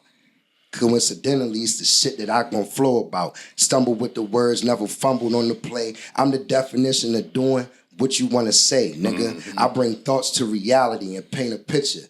I'm the smallest nigga here, but most hated nigga. Cause most hate a nigga for shit that I am just by being me, breaking and entering. You know you see a G. This is all off the top like I'm raw from the block, like you can get it uncooked or raw like it's hot, nigga.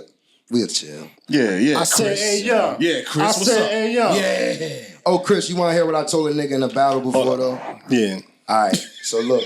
I was getting ready to go. Before you interrupted me. I was getting ready to go. One time, I was getting ready to go. I was ready to let loose. One time, I ain't gonna lie. He saved I you from was yourself. like, I thought I was gonna have to battle this one nigga. I ain't gonna say his name, but he's a known URL battling. It was like, I trash niggas, then stomp them till I see the nigga bleeding more. All your bars is lies, so what niggas believe them for? Fatal known to beat a board, down to my feet is sore. Nigga, you ain't even raw. Fuck is you for? All I run with is crooks with triggers. Cook this nigga. He see me, he get shook and shiver. You got bars, but my books is bigger. Clean your swag sick, but it's the same as any other Brooklyn nigga. You ain't. Oh, he from Brooklyn. Y'all, I know. I'm sitting there trying to think of who it is. He from Brooklyn. I bleeped his name out because his name rhymed with I know. it was That's going to what I'm happen trying to at one think point in time. I didn't even really want to get into it, but just to try to create like a little energy for you, like it get dark a little bit, bro. Anybody else got any bars for us before we close out? Nah, man. If anything, I'm gonna try to hit the bar after this. All right. Go watch Rivalry. I promise you gonna like that, John. Oh yeah, I'm definitely watching this shit. Oh, one more thing before we go. Yeah. When I asked you about what's next, like where do you see yourself going creatively after this? When you were talking about how you wrote the treatment and all of that stuff, we on to something here. We'll talk. Oh yeah? Yeah, we'll talk. Oh yeah, you're an something? actor. Yeah. Yeah. And I really wrote that joint I'm an actor and a writer. Act 1, Scene 1, Scene 3. Director, I do. Yeah. So. Act 2, Scene 1, Scene 2, Act 3, which was basically, it was only 3 acts to the whole video. Yeah. But when he saw that I broke it down like that, he literally was looking at me like, nigga, I thought you was just a hood-ass street nigga that rap who happened to be smart. Like, you really, like yeah, bro, I take it serious. I do it all. Like, I know how I want my video to look to the point where I'm going to write it down on paper for you to the point where if you can read, you're going to visually be able to see exactly what I'm intending for. Yeah. You know what I'm saying? All right. Yo, both you and Shane, y'all both gave me ideas. We going to talk after the show is over. All right. But both of y'all gave me ideas for both of y'all. So, all right. Shane is retired. He not doing nothing. No, this ain't even music though we related. talked about something It ain't music related. It ain't about music. He gonna let It me ain't about shoot. music. He gonna let me shoot something with him. You know what I said mean? Bell's Corner. Yeah, but I also said a freestyle type of joint too. Right. Yeah, that's what I said. You don't try to forget what I said. Don't try to forget what I said. That's what I said. I said, hey, young. Wrap this shit up, bro. I'll give y'all some bars. You know Please I will. don't, bro. Just don't. Thank y'all for tuning in. Thank you. We will see y'all next time. What camera I'm looking at to give appreciate him a you. shout out, man? What camera I'm looking Right at, here. man? It don't matter. It don't matter. Hey, You got look, you man, on. Fatal to Cannon, you know what I'm saying? Big This one right DTO here. shit. This one right Cable here. City in this, put your hands up. All right. Fatal to Cannon, y'all already know. Shout out to the boys for having me back on the podcast, man. The Art of Opinion. It's been nothing short of my pleasure. And look out for F5, man. Fatal Fridays, you should tune into it. Don't hate me for stopping them. Appreciate the fact that they happened. That's it. Yeah, You know do what all I'm that saying? shit they tell y'all to do. Like, comment, subscribe. You know what I mean? Talk that shit. You know what I mean? We out, yo. Peace. 100. My last question, I forgot all about it. Who's saying defy the odds? Who was that? Who is that? That's me. Oh, who is The it? kid voice. It's just, y'all should have got that for the podcast. The camera still on? Yeah, but we gotta get out of here. That's The point is, get out of here. I was gonna make it quick, but the point is, I went to school with this girl named Roxanne. She had a daughter.